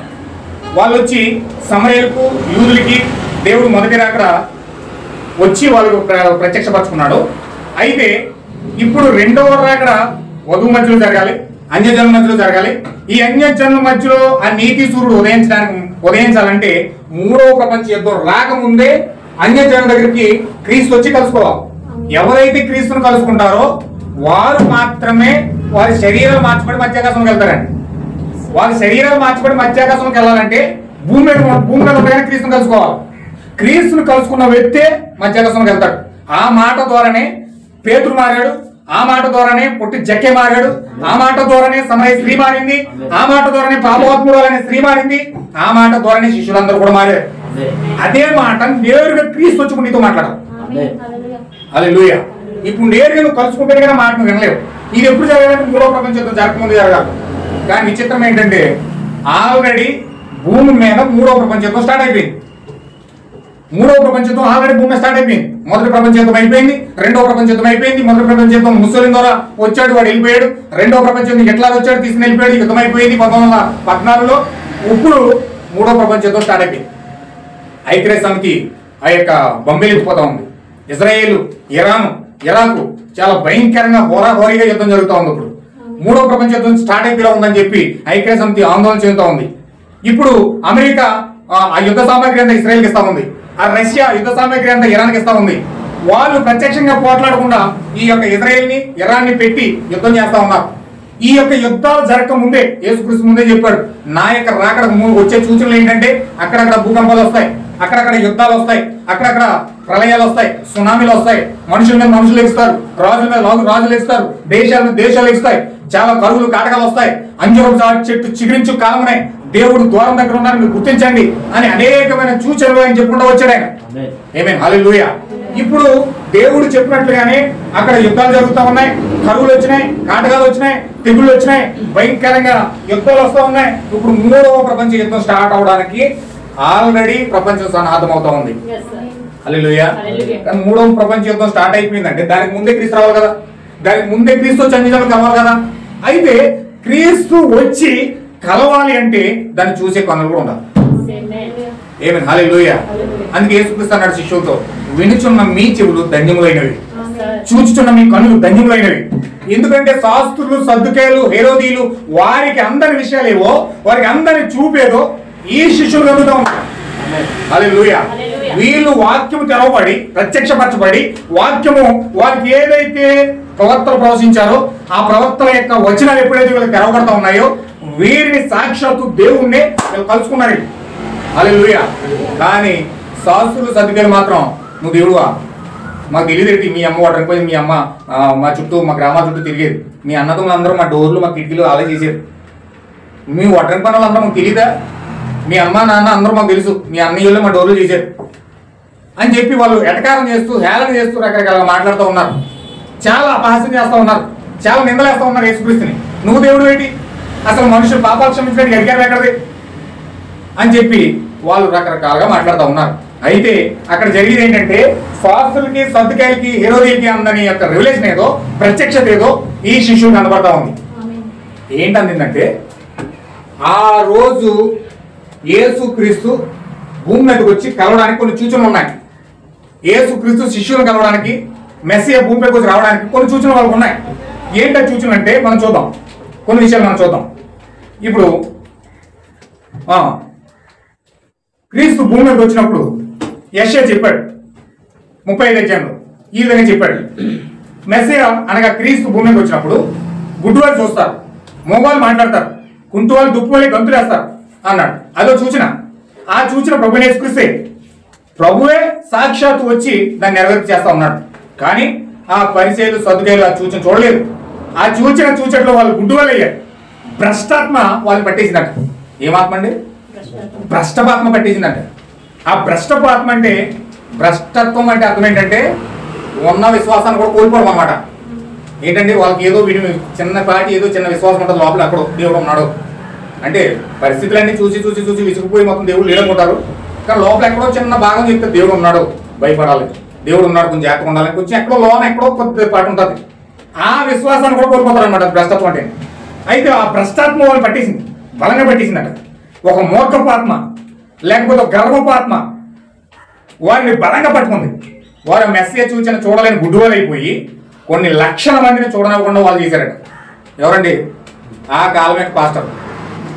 ఆ కాలం యొక్క పాస్టర్లు దేవుణ్ణి చూడలేదు, వాళ్ళు గుడ్డోళ్ళు అయిపోయారు.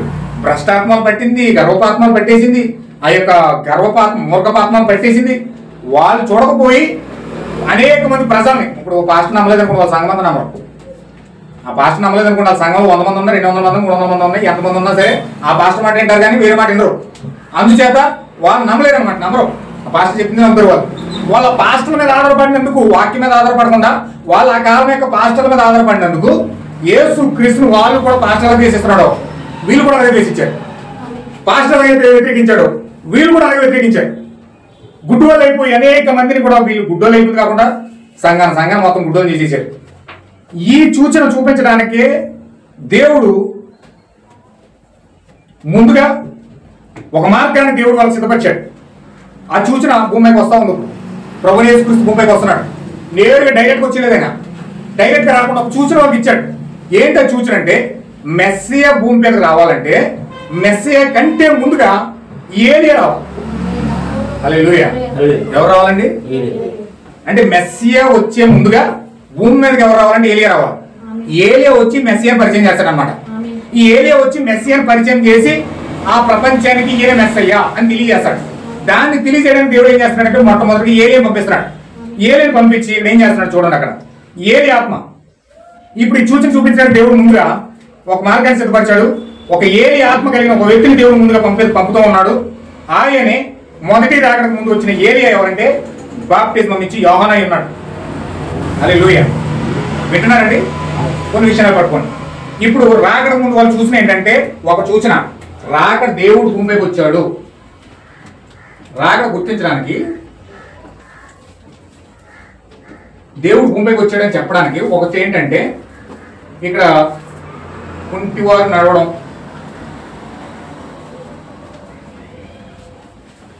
గుడ్డివారు చూడడం,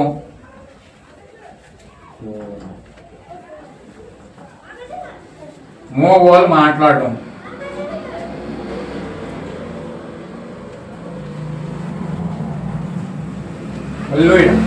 ఇది ఒక సూచన.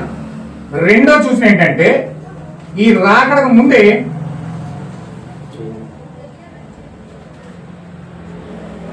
ఆ యొక్క మెస్సియన్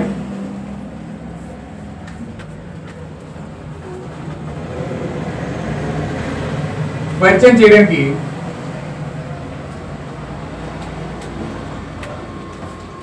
ఏలియా వస్తా ఉన్నాడు.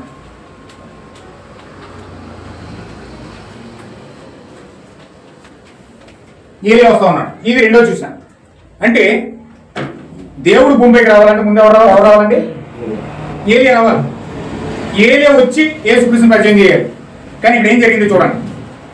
ఏలియా వచ్చి యేసుక్రీస్తుని పరిచయం చేయాలి. లేఖనాల ప్రకారం యెషయా గ్రంథం 40వ అధ్యాయంలో 3వ వచనంలో యెషయా ఈ యొక్క బాప్తిజం నుంచి యోహాను కోసం ప్రవచించాడు. యెహోవాకు మార్గం సిద్ధపరచడానికి ఏలియా వస్తాడని చెప్పాడు. మలాకి కూడా దీనికోసం చెప్పాడు 3వ అధ్యాయంలో. ఇదిగో నాకు ముందుగా మార్గం సిద్ధపరచడానికి నేను నా దూతను పంపుతున్నాను. మీరు వెతుకుచున్న ప్రభు అనగా మీరు కోరిన నిబంధన దూత ఆయనే. ప్రభువు యేసుక్రీస్తు తన ఆలయానికి హఠాత్తుగా వచ్చును.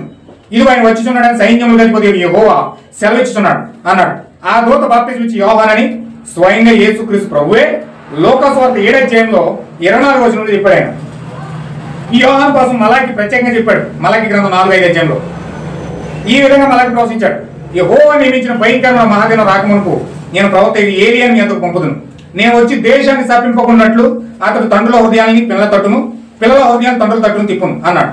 అదే ప్రవచనం నెరవేరేటప్పుడు దేవుడు గాబ్రియేలు దూతను మందిరంలో బలిపీఠం దగ్గర ధూపం వేయించిన జకరీ దగ్గరికి వచ్చి మలాకి చెప్పిన అదే ప్రవచనాన్ని జ్ఞాపకం చేశాడు. హల్లెలూయా. కొంచెం మీరు జాగ్రత్తగా గమనించాలి. ఇక్కడ జరుగుతున్నది ఏంటంటే యెషయా చెప్పాడు ఏలియా వచ్చి మెస్సియాను పరిచయం చేస్తాడని. అలాగే మలాకి కూడా చెప్పాడు ఆయన రాకడానికి నిబంధన దూతకు వచ్చే ముందుగా నేను ఒక దూత వస్తుంది ఆయనకి మార్గం సిద్ధపరచడానికి అని.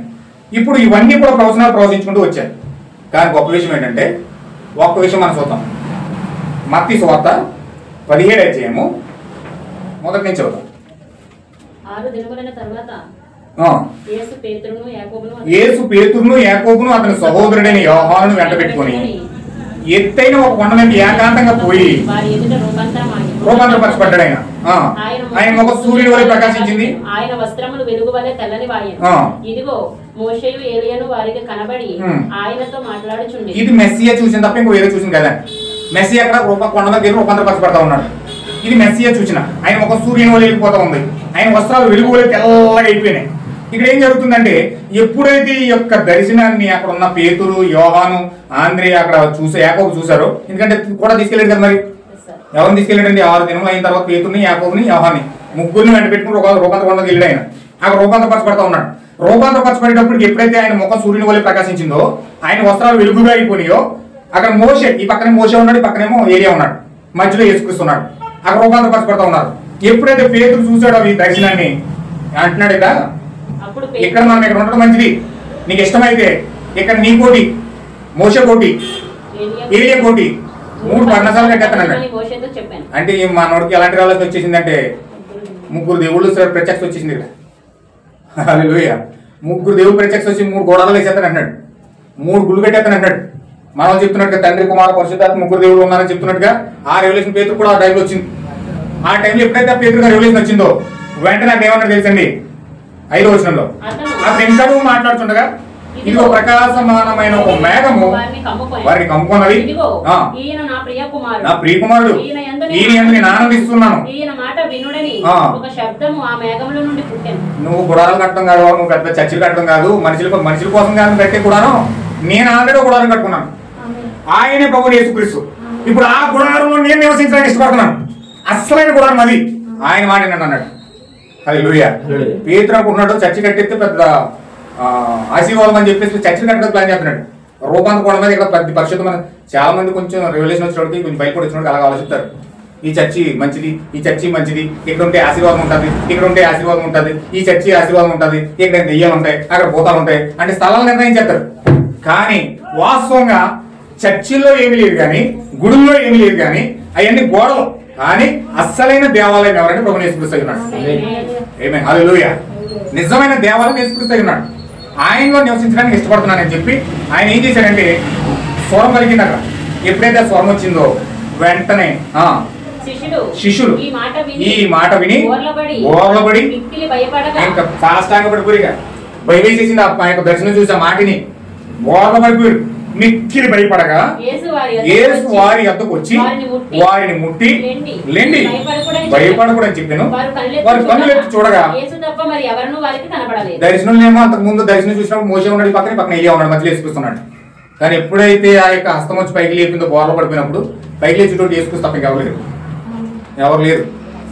అప్పుడు వారి కన్నులు ఎత్తి చూడగా యేసు తప్ప వారికి ఎవరు కనపడలేదు. వారు కొండ దిగి వచ్చుండగా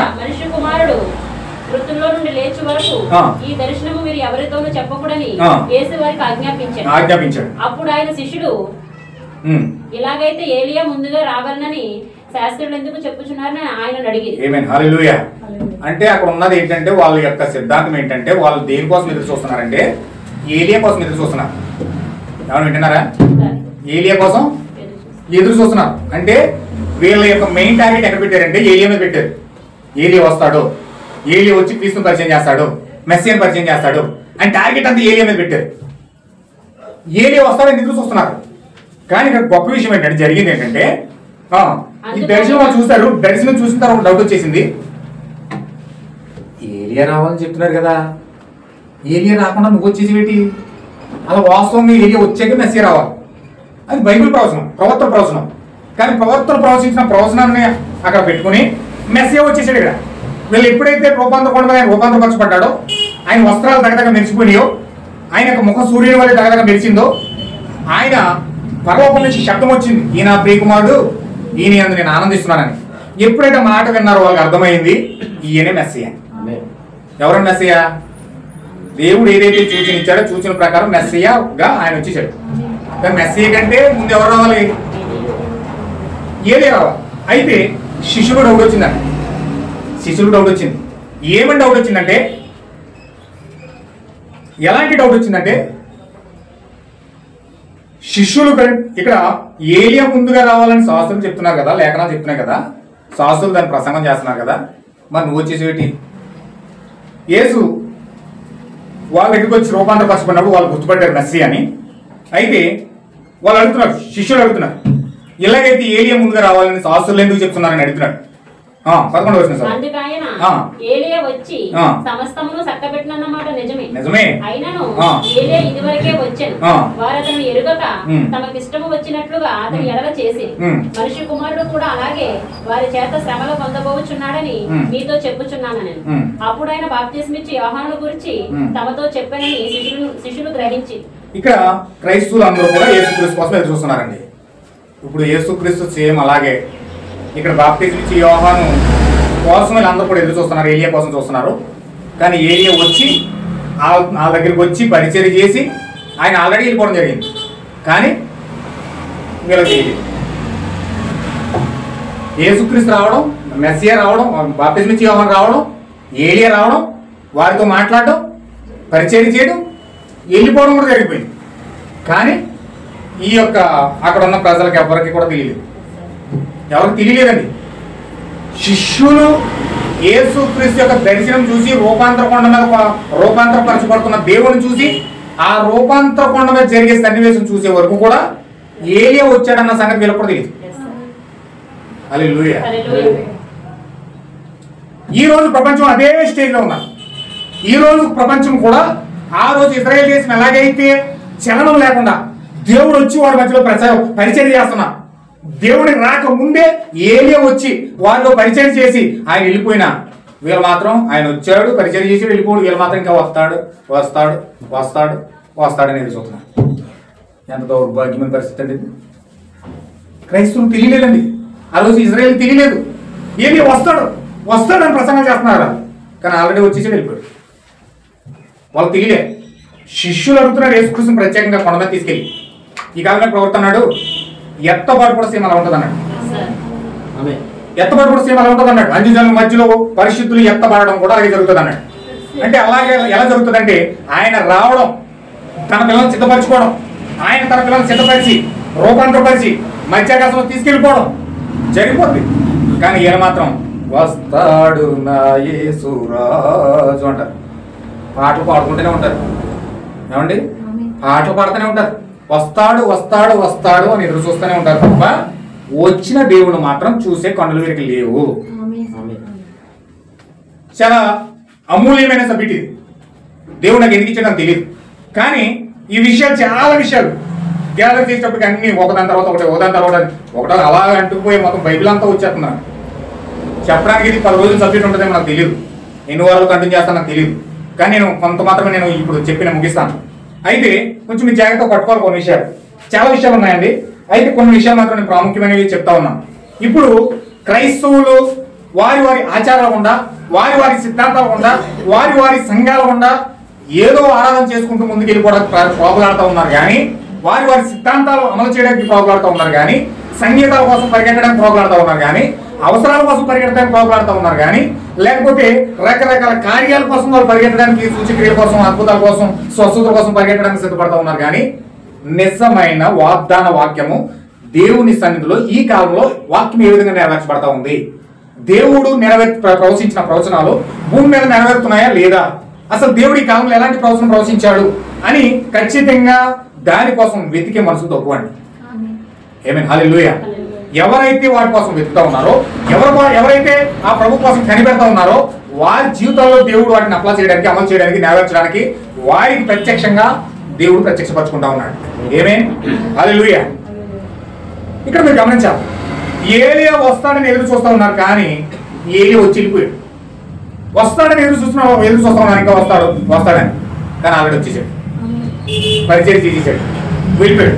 కానీ ఇంకా వాళ్ళు ఏలియా వస్తాడని ఎదురు చూస్తూ ఉన్నారు. యేసుక్రీస్తు ఏం చెప్పాడు తెలుసా? ఆయన వచ్చాడు, వెళ్ళిపోయాడు, ఆయన పరిచయం అంతా చక్కబెట్టేసాడు, వెళ్ళిపోయాడు. తర్వాత నేను వచ్చాను మనుషుని కుమారుడిగా. యోహాను పట్ల వాళ్ళు ఎలాగైతే ఉన్నారో నా పట్ల కూడా వాళ్ళు అలాగే ఉంటారు. అంటే అర్థమేంటి? యేసుక్రీస్తుని కూడా వాళ్ళు చూడలేరు. యేసుక్రీస్తుని కూడా వాళ్ళు చూసే పనులు వారికి గుడ్డితనం వచ్చింది. ఎలాంటి గుడ్డితనం అంటే ఆ యుగ సంబంధమైన దేవత వారిని చూడలేనంత, క్రీస్తుని చూడలేనంత గుడ్డితనము వారి మధ్యలోకి వస్తూ ఉందన్నమాట. హల్లెలూయా. ఇంకొక నేను 5 నిమిషాలను ముగిస్తాను, కొంచెం జాగ్రత్తగా చూడండి. ఇక్కడ మలాకి 3:1 కూడా ఆ బాప్తిస్మం ఇచ్చే యోహాను కోసం మలాకి ప్రవచించాడు కొన్ని వందల సంవత్సరాల క్రితమే. ఇదిగో నాకు ముందుగా మార్గాన్ని సిద్ధపరచడానికై ఒక దూతను పంపుతున్నా, మీరు వెతుకుచున్న ప్రభు అనగా మీరు కోరు నిబంధన దూత ఆయనే ప్రభుని యేసుక్రీస్తు తన ఆలయం హఠాత్తుగా వచ్చును. ఇదిగో ఆయన వచ్చిచున్నాడని సైన్యములకు అధిపతి యెహోవా సెలవిస్తున్నాడు. ఆ దూత బాప్తిస్మం ఇచ్చే యోహాను అని స్వయంగా ప్రభుని యేసుక్రీస్తే లోకాసు వార్త 7:24 చెప్తా ఉన్నాడు. ఈ యోహాను కోసం మలాకి కూడా ప్రత్యేకంగా చెప్పాడు. ఇక్కడ ఆయన 3వ ప్రపంచ యుద్ధానికి రాకముందే, ఆ యొక్క అరిమేయ యుద్ధం రాకముందే ఈ ఏరియా వచ్చి తండ్రుల హృదయాన్ని పిల్లలు తిప్పుతాడని.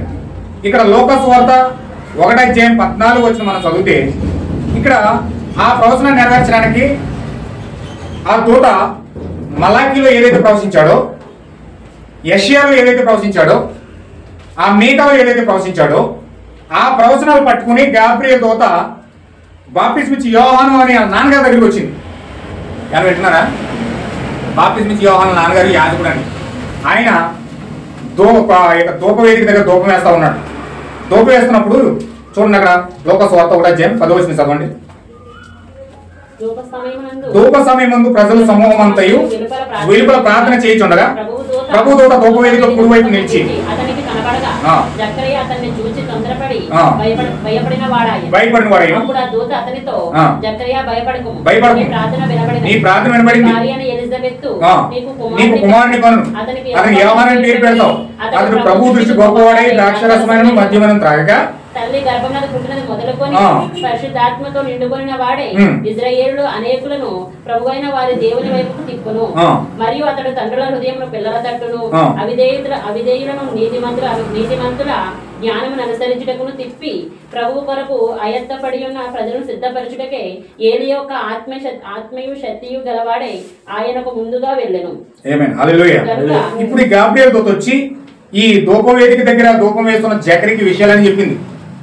అప్పుడు యొక్క ఎలిజబెత్ ఎన్ని సంవత్సరాలు అంటే 80 సంవత్సరాలు అండి. ఎలిజబెత్ ఎన్ని సంవత్సరాలు అంటే 80, ఇంచుమించు 85 సంవత్సరాల దరిదోపులో జకరియా ఉన్నాడు. ఈ జకరియా ఎలిజబెత్ గొడ్రాలు, పిల్లలు లేరు. అయితే వీళ్ళకి చాలా కాలం ప్రార్థన చేస్తూ ఉన్నారు. ప్రార్థన చేయగా ప్రార్థన వినబడింది అని చెప్పి గాబ్రియల్ దూత నేరుగా వచ్చి ఈ ధూపవేదిక దగ్గర ధూపం వేస్తున్న ఈ యొక్క జకరియాతో మాట్లాడుతూ ఉంది. గాబ్రియల్ దూత, నీకు పుట్టబో శిశువు పరిశుద్ధుడై మహోన్నతికి ముందుగా వెళ్తాడు. ఇతను తండ్రిలో హృదయాన్ని పిల్లలకు తిప్పి అవిధేయ నీతిమంతుల జ్ఞానానుసరణ తిప్పి ప్రభువు కొరకు ఆయత్తపడిన ప్రజలను సిద్ధపరచుటకై ఏలి యొక్క ఆత్మ కలిగి దేవుని యొక్క రాకడకు, ప్రభువు యేసుక్రీస్తు యొక్క రాకడకు ముందుగా నీ కుమారుడు వెళ్తాడు. ఆ కుమారుడికి నువ్వేమని పేరు పెడతావు అంటే యోహాను అని పేరు పెట్టని చెప్పి ఈ యొక్క గాబ్రియల్ దూత జకరియా చెప్పింది. హల్లెలూయా. ఈ గాబ్రియల్ దూతకి జకరియా చెప్పినప్పుడు, జకరియాకి గాబ్రియల్ దూత చెప్పినప్పుడు ఈ జకరియా ఏం చేశాడంటే నమ్మలేకపోయాడట. అతడు నమ్మలేకపోయాడు. స్వయంగా దూత చెప్పిన మాట నమ్మలేదు. దూత దర్శనం పొందుకుని కూడా మరి ప్రవచనాన్ని నమ్మలేని ఒక యాజకుడు అతను, ఒక పాస్టర్. కానీ ఆ గడియలో ప్రవచన నెరవేర్పులా జరుగుతుందని చెప్పినా కూడా నమ్మలేకపోయాడు. ఈనాటి ఒక డినామినేషన్, ఒక సంఘశాఖ పాస్టర్ వలె ఆనాటి జకరియా కూడా ఉన్నాడు. నెరవేరుతున్న వాగ్దాన వాక్యాన్ని చూడలేని ఆత్మీయ గుడ్డివాడు ఇతను. అయితే ఆ దూత ఇలా అన్నది, నీవు ఈ వాగ్దాన వాక్యాన్ని నమ్మలేదు కనుక ఇది నీ భార్య గర్భంలో కార్యరూపం ధరించే వరకు నీవు మోగవాడవై ఉందువుగాక. ఆమేన్. హల్లెలూయా. నువ్వు మోగవాడవై ఉందువుగాక. యోహాను పుట్టి ఆయనకు పేరు గాబ్రియల్ దూత చెప్పినట్లుగా ఆయనకి యోహాను అని పేరు ఒక పలక మీద రాసి ఆ రాసిన పేరు ఆ యోహానుకు పెట్టే వరకు కూడా జకరియా మోగవాడైపోయాడు. హల్లెలూయా. మోగవాడైపోయాడు. వాగ్దాన వాక్యం నమ్మని ఎవరైనా సరే ఈ గడియలో లేదా ఈ కాలం యొక్క వర్తమానమును నెరవేర్చిన ప్రవచన వాగ్దాన వాక్యమును దేవుని దూత స్వయంగా వచ్చి చెప్పినా కూడా నమ్మకపోతే అతను మోగవాడైపోతాడు. ఆత్మాభిషేకం లేని మోగవాడు అతను. దేవుని కార్యములు చూడలేని గుడివాడు అతను. హల్లెలూయా. ఏమన్నా వింటున్నారా? ఎంత ప్రమాదమో చూడండి. ఈ కాలంలో దేవుడు వాక్యము బయలుపరిచిన దూతను పంపించే వాక్యాన్ని కనుక నమ్మలేకపోతేనట ఖచ్చితంగా అతను గుడ్డివాడైపోయి, ఆత్మీయ గుడ్డివాడైపోయి ఆత్మాభిషేకం పోగొట్టుకుని దేవుని కార్యాలు ఎంత మాత్రం చూడలేని గుడ్డితనంతో అతను ఉండిపోతాడట. దేవుని ప్రణాళిక తెలియని అవిటివాడైపోతాడట. అతనికి ఇక నాసికారంధ్రం మూసివేయబడుతుందట. ఆ నాసికారంధ్రంలో జీవం లేదు. వాగ్దాన వాక్యాన్ని నమ్మలేకపోయాడు కాబట్టి ఆ జీవాన్ని అతను పోగొట్టుకున్నాడు.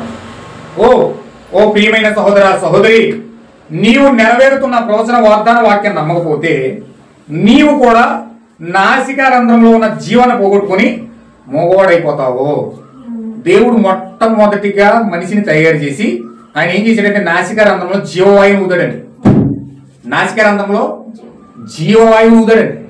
నాసికారంధ్రంలో జీవవాయువు ఎప్పుడైతే ఊదాడో ఆ నాలుకలో జీవం ఎప్పుడైతే వచ్చిందో అతను మాట్లాడడానికి అతనికి ఆయుధం దొరికింది. నువ్వు మాట్లాడుతున్నావు అంటే నీకు ఆయుధం ఏంటంటే నాలుక. హల్లెలూయా. చూడండి, అయితే ఆ నాసికారంధ్రంలో జీవం పోగొట్టుకుని మోగడైపోతున్నాడట. నీ నోటిలో ఇక వాక్యం ఉండదు, సత్యం ఉండదు. ఎందుకంటే నీ నాలుగు కింద సర్పవేశం ఉంది. కీర్తన గ్రంథం 140 అధ్యాయము 3వ వచనం ప్రకారం పాము నాలుగుల వలె వారు తమ నాలుగులు వాడి చేయదు, వారి పెదవుల కింద సర్పవేశం ఉన్నది. యోబు ఇలా అన్నాడు 20 అధ్యాయం 12వ వచనంలో, చెడుతనము వారి నోటికి తీయగా ఉండేది కనుక వారి నాలుగు కింద దాన్ని దాచిపెట్టిది. అంటే వారికి చెడుతనం అంటే ఇష్టం అంట. ఆ చెడుతనం ఎక్కడ ఉందండి? ఎక్కడ ఎట్టుకున్నారు వీళ్ళు? నాలుగు కింద ఎట్టుకున్నారట.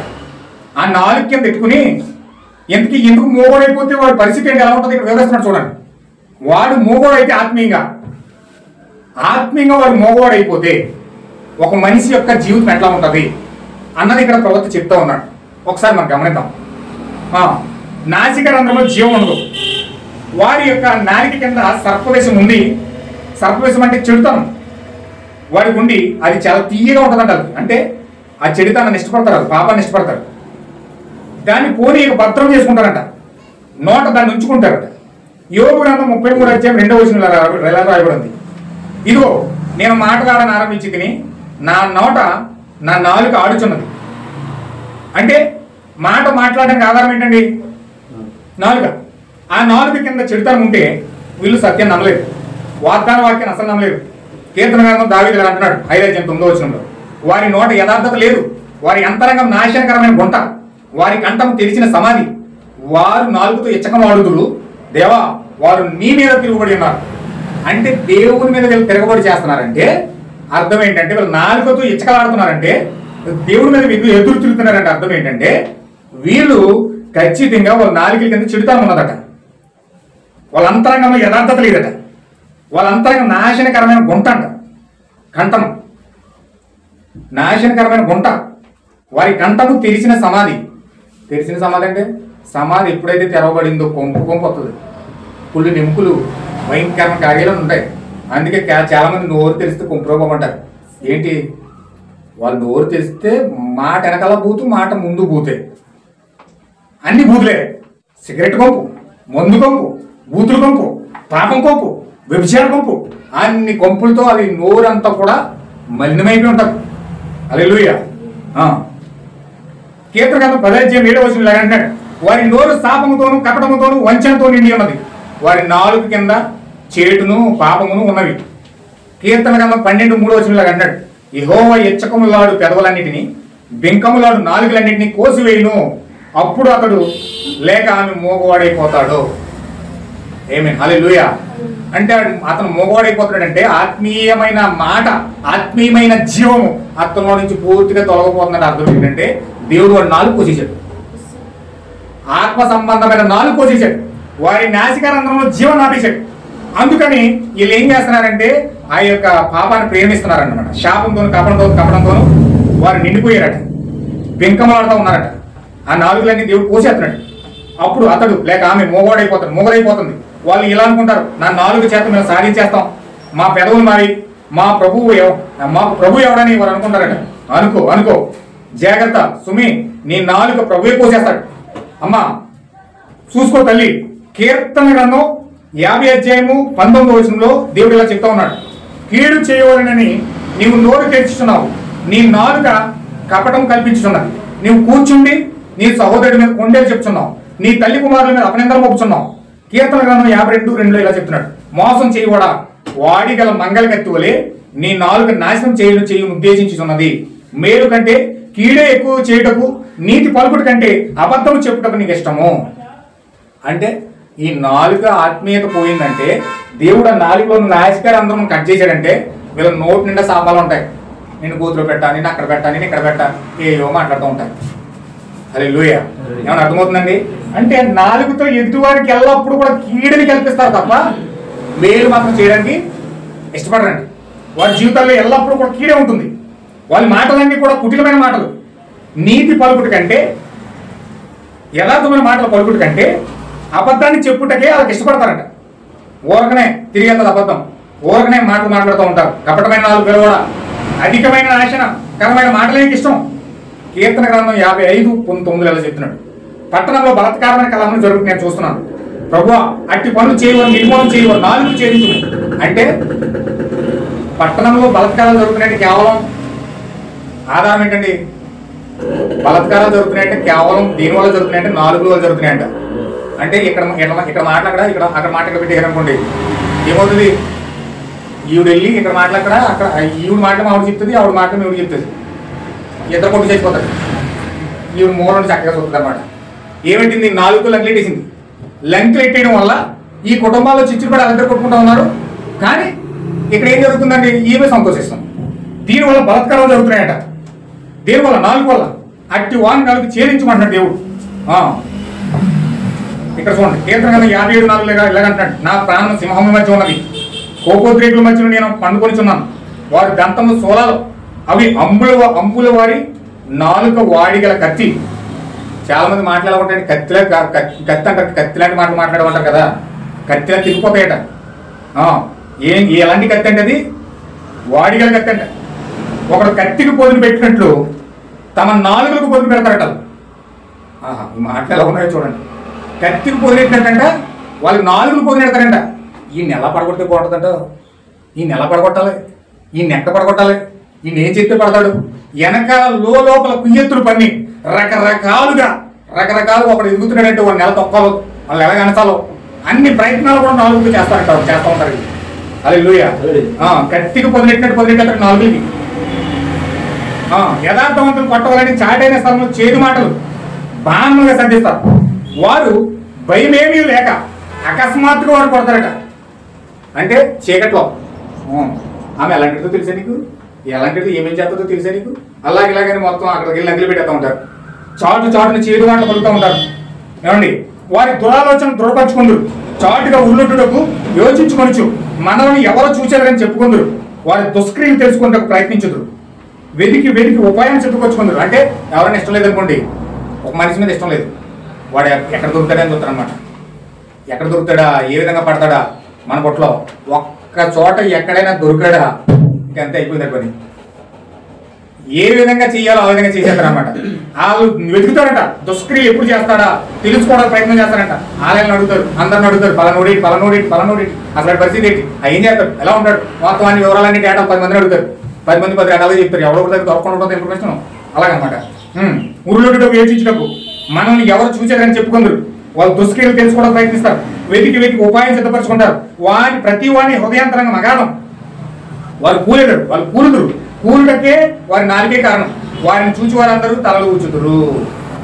అంటే వాళ్ళు కూలిపోయే స్థితిలోకి వెళ్ళిపోతారు చివరికి. ఎందుకు అలా కూలిపోయే స్థితిలోకి వెళ్తారంటే ఉంటుంది ప్రవృత్తి మాట అంటాడు, ఎవరు తీసుకున్న గోతులో వాళ్ళే పడతారట. కత్తి పట్టినోడు తిరిగి కత్తితోనే సత్తాడట. ఏమండి, ఇంకొకటి గొయ్యి తీయాలని ప్రయత్నం చేస్తే ఆ గొయ్యిలో ఈడే పడిపోతాడు. వెళ్ళి ఆమాను తయారు చేశాడు. మొద్దుకాయకి ఆమాను ఉరికమ్మ తయారు చేశాడు. కానీ విచిత్రం ఏంటంటే ఆ ఊరిలోకి ఆమాన్ని రాజు పెట్టేశాడు. ఆమాన్ని రాజు ఏం చేశాడంటే ఆ మొద్దుకాయకి తయారు చేశాడు ఆ ఉరికమ్మం. కానీ రాజు ఏం చేశాడంటే ఈ తయారు చేసిన పెట్టేసి ఉరి తీసేసాడు. ఎవరు తీసుకున్న కుదిరి అడిపడిపోతాడు. వీళ్ళు కూడా అలాగే కూలిపోతారు. ఏ నాలుగుతో అయితే ఇచ్చకలాడటానికి అబద్ధాలు ఆడటానికి ప్రయత్నం చేశారో, ఏ నాలుగుతో ఎదుటి వారిని కొండే చెప్పి పాపాలు చెప్పి అవి చెప్పి ఈ చెప్పి ఎదుటి వారిని ప్రభావం తీసేయాలని ప్రయత్నం చేశారో, అదే నాలుక వీళ్ళు కూలిపోవడానికి పోడైపోవడానికి ఆయుధం అంటది. హల్లెలూయా. దేవుని నామమున మహిమ గాక. నోటి మాటతో వారు ఆయన ముఖస్తుతి చేసిరి, తమ నాలుకతో ఆయన మీద పొంకిరి. యెహోవాకు అసహ్యమైన 6 కలవు, 7 దాని జయము. ఏంటంటే చూడండి, చాలా మంది ముఖస్తుతి చేసేస్తారండి. మనల్ని ఏదో ప్రేమించేస్తారని తెగపోడేస్తారండి మన మీద. మనల్ని ప్రేమిస్తున్నాడు, మీరు లేకపోతే బతకలేమండి అన్నట్టుగా చెప్పారు మాటలు. అంత ముఖస్తుతి చేస్తారు. ఎందుకు వాళ్ళ హృదయం పోస్తేనంట, వాళ్ళ హృదయం అంటే పగ ఉంటుందట. ఆ పగ చేత ఎత్తుని పొగుడుతారట. పొగిడితే అంటే పౌలు గారు అన్నాడు, ఎవరైనా నిన్ను పొగుడుతున్నారంటే జాగ్రత్త, నీకు వెనకాల కొత్త తీసేస్తాడు గొయ్యని. పొగుడు కొడితే చాలా జాగ్రత్త ఉండాలి. పొగుడు కొడితే ఎలా ఉండాలండి అంటే మనకి ఏదో గొయ్యి తీసేస్తాడు, మనకు శ్రమ వస్తుందని అర్థం. మనకు పొగుడుతున్నాడు అంటే చాలా శ్రమ మనకు అతని ద్వారా కొంచెం ఉందని అర్థం. అంచేత పొగుడు దగ్గరికి ఎక్కువ వెళ్ళకండి. ఇప్పుడు యెహోవాకు అసహ్యమైన 6 కలవు, 7 గాయములు. అవేవనగా అహంకార దృష్టి, కలలాడు నాలుక, నిరపరాధులను చంపు చేతులు, దుర్యాలోచనలు యోచించు హృదయం, కీడు చేయడం త్వరపడి పరిగెత్తు పాదాలు, లేని వాటిని పలుకు అబద్ధ సాక్షి, అన్నదమ్ముల్లో జగడలు పుట్టించువాడు. ఇవన్నీ కూడా ఆయనకు అసహ్యాలు. ఇవన్నీ కూడా మోగవాడు అయిపోతే, దూత నిన్ను మోగవాడు చేసిందంటే, వాగ్దాన వాక్యాన్ని నువ్వు నమ్మకపోతే, నువ్వు ఎప్పుడైతే మోగోడు అయిపోయావో ఈ క్రియలన్నీ నీలో ప్రత్యక్షపరచబడతాయి. ఏమైనా హల్లెలూయా. నువ్వు ఆత్మీయంగా మోగవాడు అయిపోయావు అన్న దానికి అర్థం ఏంటంటే, ఈ క్రియలన్నీ నీలో వస్తాయి. కొన్ని చెప్తావు, అబద్ధాలు ఆడతావు, కళ్ళలాడుతూ నాలుగుతో చాలా రకాల చిత్రగుప్తుడు వేసాలని వేస్తావు నీ నాలుగుతో. ఎప్పుడు నీ నాలుగులో ఆత్మీయత లేనప్పుడు, నీ నాలుగు మీద పరిశుద్ధాత్మ అభిషేకం లేనప్పుడు, దూత యొక్క అభిషేకము, వర్తమాన యొక్క అభిషేకం ఎప్పుడైతే నువ్వు కోల్పోయావో నీ నాలుగు ఇలా మారుతుంది. కళ్ళలాడు నాలుగు వస్తుంది, అహంకార దృష్టి వస్తుంది, నిరపరాధం చంపుతావు నీ నాలుగు ద్వారా. నోటి మాత్రం ఎన్నో కొండలు చెప్తావు, పక్క వాళ్ళు కూల్చేయడానికి ప్రయత్నం చేస్తావు, సాడీ చెప్తావు. నీకు అనుకూలంగా ఉంటే ఒక మాట, అనుకూలంగా లేకపోతే ఒక మాట మాట్లాడతావు. నాలుగు నడవలేదు కదా ఎక్కడికి తిరిగిపోతుంది. హల్లెలూయా. లేని వాటిని అన్ని కూడా పలికేస్తావు, అబద్ధ సాక్ష్యాలని పలుకుతావు. కత్తిపోటు మాటలు వంటి మాటలు పలుకువారు మీలో కలరు. సామెతలు 15:2 చెప్తున్నాడు. ఎలాంటి మాట అంటే కత్తిపోటు మాటలు అంటే, ఇంకా మాట పట్టాడంటే 3 రోజులు మాత్రమే కత్తి వీడు. అలాంటి మాటలు మాట్లాడతారనమాట. తట్టుకోలేరు. కొంతమందికి అలాంటి మాటలు బట్టి హార్ట్ అటాక్ వచ్చేదట. యేసుక్రీస్తు కలువలో సిలువలో కత్తిపోట్ల వల్ల చచ్చిపోలేదట. కత్తిపోట్ల వల్ల, బల్లిపోట్ల వల్ల, కొరడా దెబ్బల వల్ల చచ్చిపోలేదట. ప్రవక్త వాడుతున్న మాట ఆయన ఏమంటున్నాడంటే, శిక్షావిధి ద్వారా ప్రాయశ్చిత్తార్థం బలి అనే మెసేజ్లో ఆయన ఏం చెప్తున్నాడంటే, యేసుక్రీస్తు కలువరి సిలువలో హార్ట్ అటాక్ వచ్చిందట. ఎందుకు హార్ట్ అటాక్ వచ్చిందంటే, ఆయన దేవుడు కత్తిపోట్లకు బల్లిపోట్లకు చచ్చిపోలేదు. ఆయన వాళ్ళన్న మాట చచ్చిపోయాయి. వాళ్ళు ఎలాంటి మాట మాట్లాడారు తెలుసండి? ఓయ్, దేవుని కుమారుడు అని చెప్పుకున్నావు కదా, నువ్వు దేవుని కుమారుడు అయితే ఆ సిలువ పై నుంచి దిగిరా, ఇప్పుడే దిగొచ్చి మేము అందరం నమ్మేస్తామన్నా. దేవాలయాన్ని కట్టి పోగొట్టేసి 3 రోజులు లేపేస్తున్నావు కదా, 3 రోజులు లేపక్కర్లేదు, కనీసం సిలువ దిగిరా మేము నమ్ముతాం. పక్క పక్క పక్క పక్క నవ్వుతూ, తుప్పుకుని ఉమ్మోస్తూ, హేళన చేస్తూ వాళ్ళనే మాటలు. దేవుడు ఆవేదన తట్టుకోలే, గుండెపోటు వచ్చిందండి ఆయనకి. దేవుడికి గుండెపోటు వచ్చిందండి. తన సొంత బిడ్డలు, తన కన్న బిడ్డలు అంటుంటే, మాటలు అంటుంటే హార్ట్ అటాక్ వచ్చేసిందంట యేసుక్రీస్తుకి. అంటే చాలా మంది మాటలు మాట్లాడితే కత్తిపోటు మాటలు మాట్లాడతారు. ఇంకా అది మాట మాట్లాడడానికి తిరిగిపోవలసిందే. అంత భయంకరంగా కుమిలిపోయి మూలకెళ్ళి ఎంత ఏడ్చినా తీరలేనంత బాధ ఆ మాటలతో వస్తారు. అలాంటి మాటలు కొందరు మాట్లాడే వాళ్ళు మీలో ఉన్నారంటాడు. ఎలాంటి మాటలు? అలాంటి మాటలు వాళ్ళ నుంచి ఎందుకు వస్తాయంటే, వీరి నాలుగులో అభిషేకం లేదు, వీళ్ళ నాలుగు మీద ఆత్మాభిషేకం లేదు, వీళ్ళ దూతను నమ్మలేదు, వాగ్దాన వాక్యాన్ని, గడియ వాక్యాన్ని వాళ్ళు వెంబడించట్లేదు. అందుకని అలాంటి మాటలు వారి నోట్ల నుంచి వస్తూ ఉన్నాయి. అలాంటి నాలుగు వారు కలిగి ఉన్నారు.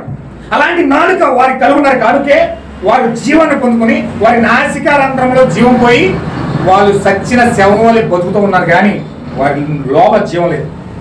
అందుకే బాధ, వేదన, శోధన, వ్యాధులు, బాధలు అన్ని కొడుతూనే ఉన్నాయి. అన్ని ఆటుపోట్ల నుంచి మీద పడుతూనే ఉన్నాయి. కానీ వాళ్ళు చేసిన పొరపాటు ఏంటో, తప్పు ఏంటో కనీసం వాళ్ళు తెలుసుకోవడం కూడా ప్రయత్నం చేయరు. ఏమే హల్లెలూయా. వారు చేసిన పాపం ఎక్కడ ఉంది? వాళ్ళు చేసి వాళ్ళ జీవితాలు అనగలిపోవడానికి, వారి జీవితాలు పతనమైపోవడానికి, వారి జీవితాలు ముక్కలైపోవడానికి, వారి జీవితంలో సమాధానం లేకుండా పోవడానికి, వారి జీవితంలో కఠినమైన శ్రమలు అనుభవించడానికి గల కారణం అతని యొక్క నాలుక. అతని యొక్క నాలుకను అదుపులో పెట్టుకోలేకపోవడానికి కారణాన్ని బట్టి అతను భరించే శిక్షలన్నీ కూడా భరిస్తూ ఉన్నాడు.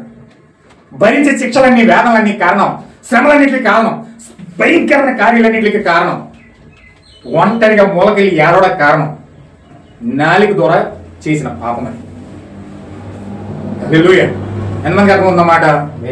ఆ యొక్క ఆత్మ అభిషేకం లేకపోతే, ఆ దూత ఎప్పుడైతే నిన్ను మోగవాణి చేసిందో, ఆ దూత ఎప్పుడైతే నిన్ను మోగవాడు అయిపోను గాక అని పలికిందో, ఆ మరుక్షణమే పాపం నిన్ను ఎంటాడతారు, శాపం నిన్ను ఎంటాడతారు, శ్రమ నిన్ను ఎంటాడతారు, వ్యాధులు నిన్ను ఎంటాడతాయి, తెగులు నిన్ను ఎంటాడతాయి, బాధలు నిన్ను ఎంటాడతాయి, కన్నీళ్ళు నిన్ను ఎంటాడతాయి. నువ్వు ఎంత కొట్టుకున్నా ఎక్కడ పట్టుకోగల అక్కడ ఉంటుంది. నీ కన్నీరు మాత్రం పోనే పోదు. ఎందుకంటే పాపం నాలుగులో ఉంచుకుని ఎన్ని పుణ్యకార్యాలు చేసినా, ఎన్ని ప్రార్థనలు చేసినా, ఎన్ని నువ్వు మంచి కార్యాలు చేపట్టినా ఉపయోగం లేదని. కారణం నీ నాలుగు మీద ఉన్న పాపం పోవాలి. నీ నాలుగు మీద ఉన్న పాపం పోవాలంటే వాగ్దాన వాక్యాన్ని నమ్మాలి. వాగ్దాన వాక్యాన్ని ఎప్పుడైతే నువ్వు నమ్ముతావో, దేవుడు ప్రవశించబడిన నెరవేరుతున్న వాగ్దాన వాక్యం ఎప్పుడైతే నీ అదుకు వస్తా ఉందో, నువ్వు దాన్ని నమ్మిన మరుక్షణమే నీ నాలుగులో, నాసికారంధ్రంలో దేవుడు జీవాన్ని వదులుతాడు. అదే పరిశుద్ధాత్మైంది. ఏమని హల్లెలూయా. చూడండి ఇంకొక 2 నిమిషాలు. నాలుగును సామెతల గ్రంథం 18వ అధ్యాయము 17వ అధ్యాయం 17:4. బుద్ధిహీనుల నోరు మూఢవాక్యములు కుమ్మరించెదురు. ఏంటండి? బుద్ధిహీనుల నోరంట మూఢవాక్యాలు కుమ్మరిస్తారట. అంటే అందరికీ నీతులు చెప్తారు, నేను మాత్రం పాటించు. చాలా బుద్ధిమంతుల కవర్లన్నీ చెప్తారండి, అందరికీ నీతులు చెప్తారు, కానీ వీళ్ళు మాత్రం చేయరు. అలా ఉండాలి, ఇలా ఉండాలి, అలా ఉండాలని అందరికీ నీతులు నేర్పిస్తారు, కానీ వీళ్ళు మాత్రం చేయనే చేయరు. బుద్ధివాక్యం నేర్పించబట్టి నేర్పిస్తారు అందరికీ, వీళ్ళ జీవితం మాత్రం నేను చేయనే చేయరు. ఎందుకంటే వీళ్ళు వాగ్దాన వాక్యం నమ్మలేదు గనుక వీళ్ళ నాలుక మూగబారిపోయింది. చూడండి, చెడు నడవడి గలవాడు దోషపు మాటలు వింటాడు, నాలుక హానికరమైన మాటలు పలుకుచుండగా అబద్ధికుడు చెవుకుతాడట. అంటే నువ్వు హానికరమైన మాటలు, బూతులు, చండాలమైన భాషంతా నువ్వు చెవి పెట్టి వింటున్నావు అంటే అర్థమేంటి? భయంకరమైన కార్యాలను నువ్వు వినడానికి చెవి పెడుతున్నావు అంటే, ఆ యొక్క అబద్ధాలు మాట్లాడుతున్నప్పుడు, దోషపు మాటలు మాట్లాడుతున్నప్పుడు ఎదుటి వ్యక్తి నువ్వు వినడానికి ఇష్టపడుతున్నావు అంటే కార్యాలు నువ్వు చేయడానికి ఇష్టపడుతున్నావు అంటే హానికరమైన మాటలు పలుకుతుండగా అబద్ధికుడు చెవికుతాడట. చెవికుడు ఎవరంటే అబద్ధికుడు మాత్రమే. చూడండి, సినిమాలు చూస్తారు అందరూ. ఆ సినిమా అంతా నటన. దాన్ని ఏదో ఇంతంత పెద్ద పెద్ద ఏనుగు చెవులు వేసేసుకుని పెద్ద పెద్ద పొల్లికి ఇచ్చుకుంటారు. టీవీ ముందుకు వచ్చి ఇడ్లీ చేసి నవ్వుతూ ఉంటారు. వాళ్ళు నటిస్తున్నారు, అది నటన సంగతి అందరికీ తెలుసు. ఆ నటనని వీళ్ళు కూడా ఎంజాయ్ చేస్తూ చూస్తారు. అంటే వీళ్ళు ఏం కలిగి ఉన్నారు? లోపల ఏం కలిగి ఉన్నారు? వీళ్ళు కూడా నటనే కలిగి ఉన్నారు. వీళ్ళు కూడా నటిస్తున్నారు కాబట్టి నటించే వాళ్ళు ఎక్కువ చూస్తున్నారు. అబద్ధం లోపల ఉంటే అబద్ధం దగ్గరికి వెళ్తామంట, సత్యం లోపల ఉంటే సత్యం దగ్గరికి వెళ్తామంట. ఏమే హల్లెలూయా. పౌరం దగ్గరికి వెళ్తుంది, పౌరం కాకి దగ్గరికి వెళ్తాండి. వెళ్తుందా? దాని జతపక్షది కాదు. పౌరం దగ్గరికి వెళ్తుంది, కాకి దగ్గరికి వెళ్తుంది. హల్లెలూయా. మరి దేవుని కుమారుడు దేవుని దగ్గరికి వెళ్తాడంటే అతను దేవుని కుమారుడు కాదని అర్థం.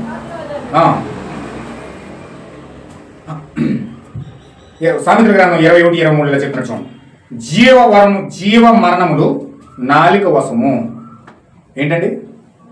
జీవ మరణములు నాలుక వశము అంటే నీకు జీవం తేవాలన్నా, నీకు మరణం రావాలన్నా నీ నాలుక మీద ఆధారపడింది. నీ నాలుక కంట్రోల్లో ఉంటేనే నీకు జీవం వచ్చేది. నీ నాలుక కంట్రోల్ లేకుండా అపవిత్రమైన కార్యాలుగా నువ్వు వెళ్తా ఉన్నావంటే, అబద్ధాలు ఆడుతూ కొండేలు చెప్తూ రకరకాల కార్యాలు కూడా నువ్వు వెళ్తా ఉన్నావంటే నీకు మరణము, తెగులు, వ్యాధి, సమస్యలన్నీ తీసుకురావడం కారణం నాలుక. కుటుంబాలు కట్టాలన్నా నాలుగే, కుటుంబాలు ఇడిపోవాలన్నా మృదువైన మాట అంట కోపాన్ని చల్లారుస్తుందట. ఎవరికైనా కోపం వచ్చిందనుకోండి, సపోజ్ ఇంట్లో ఒకరు కోపం వచ్చింది, రెండో కూడా కోపం వచ్చింది అనుకోండి, ఏమవుతుందంట? ఇంట్లో ఫైటింగ్ అయిపోతుంది, గొడవ అయిపోతుంది. కానీ ఎప్పుడైతే ఎదుటి వ్యక్తి కోపం వచ్చిందని తెలిసిందో ఆటోమేటిక్గా యువతల వ్యక్తి పరిశుద్ధాత్మ కలిగి ఉంటే సైలెంట్ అయిపోతాడు. మాటకు సమాధానం చెప్పడు, సైలెంట్ అయిపోతాడు. ఆ సైలెంట్ అయిపోయి ఆ కోపం తీరిన తర్వాత అప్పుడు చెప్తే సమాధానం. దేనికోసం? ఆ మాటకి ఇంకొక మాట కోపంగా చెప్తే అక్కడ గొడవ అవుతుంది. కానీ ఎప్పుడైతే మృదువైన మాట అక్కడ కోపాన్ని చల్లార్చి ఆ తర్వాత ప్రాబ్లానికి సొల్యూషన్ చెప్తే అక్కడ కుటుంబం కట్టబడుతుంది. లేకపోతే కోపం కలిసి ఉన్నాయి, కొట్టుకుని కుటుంబాలు ఎన్నుకలు అవుతాయి. ఈరోజు కుటుంబాలు రెండు ముక్కలు అయిపోవడం కారణం ఏంటి? ఆమెైనా తగ్గించుకోవాలి, ఇతరైనా తగ్గించుకోవాలి. కానీ ఎవరు తగ్గించుకున్నా నేను పైన ఉండాలంటే నేను పైన ఉండాలని చెప్పి వాళ్ళు హెచ్చించుకుంటే ఏది కట్టబడదు, రెండు ముక్కలు అయిపోతాయి. దేనికి అంటే కట్టబడాలంటే, నీ జీవితం కట్టబడాలంటే నీ యొక్క కార్యాలు ఎక్కడ ఉన్నాయంటే నీ నోట్లో ఉంది, నీ నాలుగులో ఉంది. నీ కుటుంబం జీవితం కట్టబడాలంటే నీ నాలుగే ఆధారపడి ఉంది. నీకు మరణం రావాలని నీ నాలుగే ఆధారం, నీకు జీవం రావాలని నీ నాలుగే ఆధారం. హల్లెలూయా. ఈ నాలుకను వాడాలంటే, ఈ నాలుకను కంట్రోల్లో ఉంచాలంటే, ఈ నాలుక క్రమబద్ధీకరణగా నీకు అనుకూలంగా పరిశుద్ధాత్మతో నడిపించబడినప్పుడే అది నీ కంట్రోల్లో ఉంటుంది. అప్పుడు సరైన మాట మాట్లాడతావు. ఏ విధంగా ఎక్కడ మాట్లాడాలో అక్కడ అది మాట్లాడతావు. నీ నాలుగు పరిశుద్ధాత్మ వశమై ఉండాలి. నీ నాలుగు పరిశుద్ధాత్మ వశమై ఉండాలంటే నీ నాలుగు మీద దూత యొక్క అభిషేకం ఉండాలి. దూత యొక్క అభిషేకం ఎప్పుడైతే వచ్చిందో అప్పుడు వెంటనే వాగ్దాన వాక్యం నమ్ముతావు. నమ్మిన మరుక్షణమే నీ యొక్క ఆలుక ఏం చేస్తుంది తెలుసండి? అగ్ని నాలుగు వస్తా ఉన్నాయి. ఏమొచ్చిందని పెట్టుకొద్దనన్నా అగ్ని నాలుకలు విభాగింపబడినట్లుగా వచ్చి మొట్టమొదటి ఎక్కడ కాల్చినాయంటే నాలుగుని కాల్చేసినాయి. పరిశుద్ధాత్మ బాప్తిజం అంటే అర్థమేంటో తెలుసా? నీ నాలుకను పరిశుద్ధాత్మ అభిషేకంతో నింపడం. అందుకే ఎస్సీ అంట ఏడుస్తున్నట్టు బలిపెట్టిన ప్రభు నేను అపవిత్రమైన పెదవులు గలవాడిని, అపవిత్రమైన నాలుగు గలవాడిని, నేను అపవిత్రమైన జనుల మధ్యలో ఉన్నాను, నన్ను కాల్చు ప్రభు అని ఎస్సీ ఏడుస్తూ ఉంటే అప్పుడు బలిపేట నుంచి దోతో చేంజ్ చేసింది తెలుసండి. ఆ కాకనాకు వచ్చి అగ్నికి వచ్చి నాలుగు అంటించేసింది. నాలుగు ఎప్పుడైతే అంటించిందో అప్పుడు అతను పరిశుద్ధాత్మ బాప్తిజం పొందుకున్నాడు. అంటే మనం జీవం పొందుకోవాలంటే ఎక్కడ పొందుకోవాలండి? నాలుక. మన జీవమంతా, మరణమంతా, వ్యాధి అంతా, తెగులంతా, సమాధానం అంతా, దుఃఖం అంతా, కన్నీరంతా, బాధ అంతా అన్ని కూడా నాలుక మీద ఆధారపడ్డాయి. ఈ నాలుక కంట్రోల్లో ఉంటేనే, పరిశుద్ధాత్మ అభిషేకం ఉంటేనే ఆ నాలుక పనిచేయవలసిన విధానంలో పనిచేస్తుంది. తర్వాత మన జీవితాలు కట్టబడతాయి, మన హృదయాలు కట్టబడతాయి, మన యొక్క అన్ని కూడా సక్రమంగా కట్టబడి చక్కగా జీవితము పరిశుద్ధాత్మ సన్నిధిలో నడిపించబడుతుంది. హల్లెలూయా. చూడండి, నోటిని నాలుకను భద్రము చేసుకునేవాడు శ్రమల నుండి తన ప్రాణమును కాపాడుకున్నాను. యెషయా గ్రంథం 59:3 ఉంది. మీ చేతులు రక్తం చేతను, మీ వేలు దోషం చేతను అపవిత్రపరచబడి ఉన్నాయి. మీ పెదవులు అబద్ధములు ఆడుచున్నవి, మీ నాలుక కీడును బట్టి మాట్లాడుచున్నది. నీతిని బట్టి ఎవడను సాక్ష్యం పాల్గొడు, సత్యమును బట్టి ఎవడను వ్యాజ్యమాడు. అందరూ వ్యర్థమైన దాన్ని నమ్ముకొని మోసపు మాటలు పలుకుదురు, చెడును గర్భము ధరించి పాపము కందురు. సత్యము పలకక ప్రతివాడు తన పొరుగు వారిని వచించుదురు. అబద్ధములు ఆడుతూ తమ నాలుకకు అభ్యాసం చేసి ఉన్నారు. ఎదుటి వారి తప్పులు పట్టవాలని ప్రయాసపడుతున్నారు. ఆహా, ఇది చూడండి, ఎంతసేపు ఎదురు పట్టుకోవడానికి ప్రయత్నం చేస్తారు తప్ప వీళ్ళ తప్పులు చేసుకోవడానికి ఎప్పుడు ఇష్టపడరు. అది ఆడి తప్పు, ఇది ఆడి తప్పుడు, అలా చెప్పండి, ఇలా చెప్పండి, అలా చెప్పండి, అందరి కోసం చెప్తారు కానీ అందరు తప్పులు ఎత్తి చూపుతారు కానీ వీళ్ళు ఏం తప్పు చేస్తున్నారో చూసుకోరు. వీళ్ళేం తప్పు చేస్తున్నారో దాన్ని సరి చేసుకోవడం ప్రయత్నం చేయరు. హల్లెలూయా. వాళ్ళంతా అబద్ధంలో ఆడటం అంటే నోటికి అభ్యాసం చేశారట. స్టడీ చేసి కలవాటు చేసేసారు. నోరిపితే అబద్ధం, నోరు తెరిస్తే అబద్ధం, మాట వెనకాల అబద్ధం, మాట ముందు అబద్ధం, అన్ని అబద్ధాలే. కానీ అది అలాగే అబద్ధం ఎలాగైనా కనిపించలేదు. ఏంటి, వాళ్ళు మాట్లాడుతున్నారు అబద్ధం అని ఎదురు చెప్తుంది, కానీ వీళ్ళకి మాత్రం అబద్ధంలాగే కనిపిస్తుంది. అబద్ధం ఆడుతూనే నిజమన్నాడు చెప్తారు, అదే నిజమన్నాడు పలుకుతారు. అదనమాట. వారి నాలుక గాతుకు బాణం. ఏంటంటే అది గాతుకు బాణం అంట. బాణం అంటే ఒక బాణంలాగా వెళ్ళిపోతుంది. అది కాపత్యం పలుకుతున్నది. ఒకడు మనసులో వంచనాభిప్రాయం ఉంచుకొని నోట తన పొరుగు వాళ్ళతో సమాధానంగా మాట్లాడతాడట. చూడండి, హృదయంలోనేమో వంచన అన్ని పడగొట్టేది ఏ విధంగా మోసం చేసిన లోపల ఉంటుంది.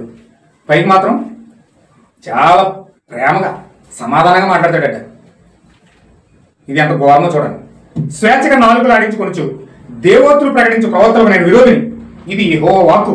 మాయా స్వప్నములు ప్రకటించి వారికి చెప్పుచు అబద్ధముల చేత మాయ ప్రగల్భముల చేత నా ప్రజలను దారి తొలగించడానికి నేను విరోధిని అయితేనన్నా. ఇది యెహోవా.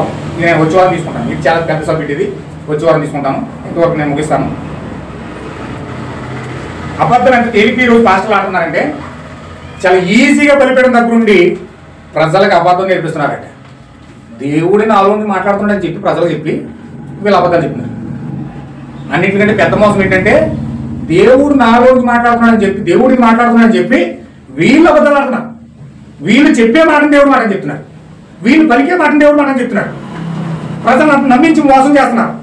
భయంకరంగా జరిగే సంఘాల్లో జరిగే మోసం ఇది. ఇది వచ్చే వారం చూస్తాను నేను. ఇదంతా కూడా చూడండి. సమూహంతో ఆయన ఏకాంతంగా, అందుకే యాకోబు 3:5 చెప్తున్నాడు, అలాగే నాలుగు కూడా చిన్న అవయవమై బహుగా ఎదిరిపడును. అది కొంచెమే. నిప్పు ఎంత విస్తారమైన, నిప్పు ఎంత చిన్నదైనా విస్తారమైన అడవి తగలబెట్టద్దట. నిప్పు చిన్న అగ్గిపుల్ల వేసి అడివంటిస్తే మొత్తం చూడండి, మొన్న అమెరికాలో కొలరాడోలో అడవులు తగలకొని ఎక్కడో చిన్నది నెంచుకుంది. ఇంచుమించు 30,000 కిలోమీటర్ల వేర కొలరాడో మొత్తం అడవులని కలిపింది. చిన్న అగ్గిపుల్ల నిప్పు, చిన్న నిప్పే కానీ అడవంతా తగలబెట్టారు. అలాగే చిన్న మాట ఊరంతా అడ్డిపోతుంది, ఇల్లంతా అడ్డిపోతుంది, సమాజం అంతా అడ్డిపోతుంది, చర్చ అంతా అడ్డిపోతుంది. అంత భయంకరమైన మాట, ప్రమాదమైన మాట అది. నాలుక అగ్నియే. నాలుగు మన అవయవంలో ఉంచబడిన పాప ప్రపంచమై సర్వ శరీరమునకు మాలిన్యం కలుగజేయచ్చు. ప్రకృతి చక్రమును చిచ్చిపెట్టును. అది నరకము చేత చిచ్చిపెట్టబడును. మృగపక్షి జలసరంలో ప్రతి జాతియు నరజాతి చేత సాధు జాలును సాధు అయి కానీ ఏ నరుడును నాలుగును సాధు చేయనేరడు. అది మరణకరమైన విషయముతో నిండినది. అది నిర్గలమైన దుష్టత్వమే. యాకోబు పత్రిక 3:8 చదవండి. అక్కడ ఆయన చెప్తున్నాడు, ఏ నరుడు కూడా నాలుగును సాధు చేయలేడట. అది మరణకరమైన విషంతో నిండినట. అది నిరర్గమైన దుష్టత్వమే. అంటే నాలుక ఏ మనిషి వశంలో లేదని. నువ్వు అబద్ధం చెప్పకూడదని ఎంత బలంగా నిర్ణయం తీసుకున్నా నువ్వు అబద్ధాలు ఆడతావు. నువ్వు అబద్ధాలు ఆడకూడదని ఎంత బలంగా నువ్వు నిర్ణయం తీసుకున్నా నువ్వు అబద్ధాలు ఆడతావు. నువ్వు మోసం చేయకూడదని ఎంత బలంగా నిర్ణయం తీసుకున్నా నువ్వు మోసం చేస్తావు. ఎందుకంటే నీ నేచర్ అది, నీ స్వభావం అది, నీ బ్లడ్లో నరనరాలో జీర్ణించిపోయిన స్వభావం అది. ప్రతి వాని నాలుగు కింద సర్పవిషం ఉన్నదట. అంటే ఆ సర్పవిషమే నేను అబద్ధాలు ఆడిస్తున్నాను. నువ్వు ఆడకూడదని ప్రయత్నం చేసినా నువ్వు నీ వల్ల కాదు, నీ నేచర్ అది. కానీ ఆ నేచర్ మారాలంటే ప్రభువైన యేసు క్రీస్తు యొక్క రాకడ పరిశుద్ధాత్మ బాప్తిస్మంగా అగ్ని నాలుకగా నీ నాలుగు తాగాలి. హల్లెలూయా. నీ నాలుగుని ఎప్పుడైతే తాగుతుందో అప్పుడు నీ స్వభావం మారుతుంది, నీ నేచర్ మారుతుంది, నీ బుద్ధి మారుతుంది, నీ ఉద్దేశం మారుతుంది. నీ యొక్క నాలుగు యొక్క ఆ యొక్క నాసిక రంధ్రంలో ఉన్న జీవాన్ని ఉత్పత్తి చేసి ఆ యొక్క జీవరంధ్రం ద్వారా, నాసిక రంధ్రం ద్వారా జీవాన్ని ఉత్పత్తి చేయడానికి నువ్వు ముందుంటావు. హల్లెలూయా. ఎప్పుడైతే అది నాసిక రంధ్రం తెరవబడిందో, జీవం నీలోకి వచ్చిందో, జీవవాక్యం నీ నుంచి బయటకు వస్తుంది. జీవజల నదులు నీ నాట్లో నుంచి పొంగి పొరులుతాయి. నీ నాలుకను స్థిరం పెట్టుకోవాలి. ఎందుకంటే జకర్యా వాగ్దాన వాక్యం నెరవేరుతుందని గాబ్రియల్తో వచ్చి చెప్పినా అతను నమ్మలేదు. దేవుని నాకు మహిమ కలుగును గాక. వాగ్దాన వాక్యం ఇక్కడ నెరవేరుతుంది, నీ భార్య కడుపులో గర్భము దాల్చుతుంది, నేను కుమారుని ఇవ్వబోతా ఉన్నాను, దేవుడు దాన్ని అమలు చేయడం నన్ను పంపించాడు, దూతగా నేను వచ్చాను, ఈ కార్యం నేను వెల్లడి చేస్తున్నానని గాబ్రియల్తో వచ్చి వర్తమానం తీసుకొస్తే యాజకుడు అయ్యి ఉండి, పాస్టర్ అయ్యి ఉండి, ధూపవేది పెద్ద ధూపం వేస్తా ఉండి పెద్ద ప్రార్థనా పరుడు అన్నట్టమ్మా. అంత పెద్ద ప్రార్థనా పరుడు ధూపం వేయడం అంటే ఏంటండి? ధూపం వేయడం అంటే ఏంటి? ప్రార్థన చేస్తున్నాడు.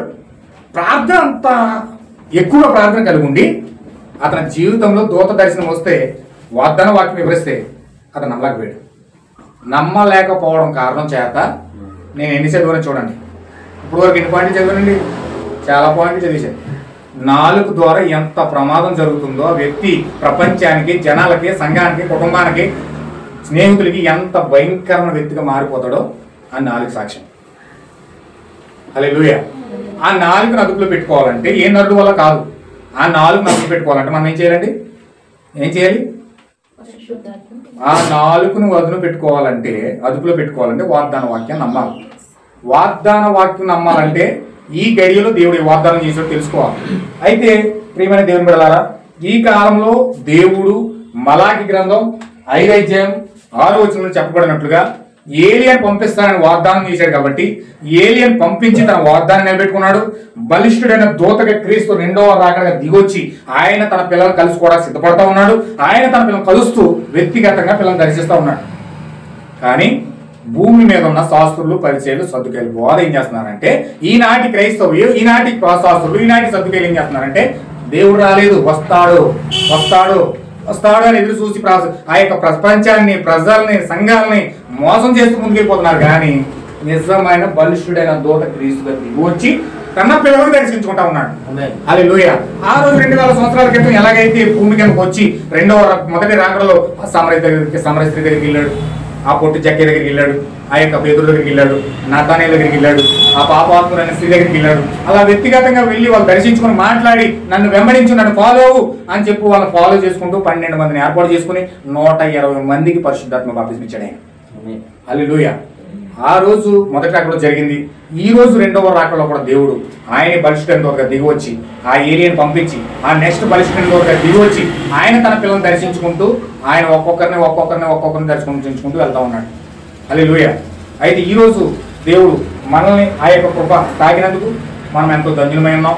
ఆ కృప, ఆ యొక్క బలిష్ఠుడైన దూత మనకు బయలుపరచబడినందుకు, ఆ కృప, ఆ యొక్క ఏలియన్ మనం బయలుపరిచినందుకు దేవుడు నిజంగా మనం ధన్యం చేశాడు. కాబట్టి కృతజ్ఞతతో మనము ఆయన దేవునికి కృతజ్ఞతలు చెల్లిస్తూ మన యొక్క నాలుక యొక్క స్వభావాలు మార్చుకోవడానికి, పరిశుద్ధాత్మ యొక్క అభిషేకం మన నాలుగును పొందుకోవడానికి పరిశుద్ధాత్మ బాప్తిజం కోసం ప్రార్థన చేద్దాం.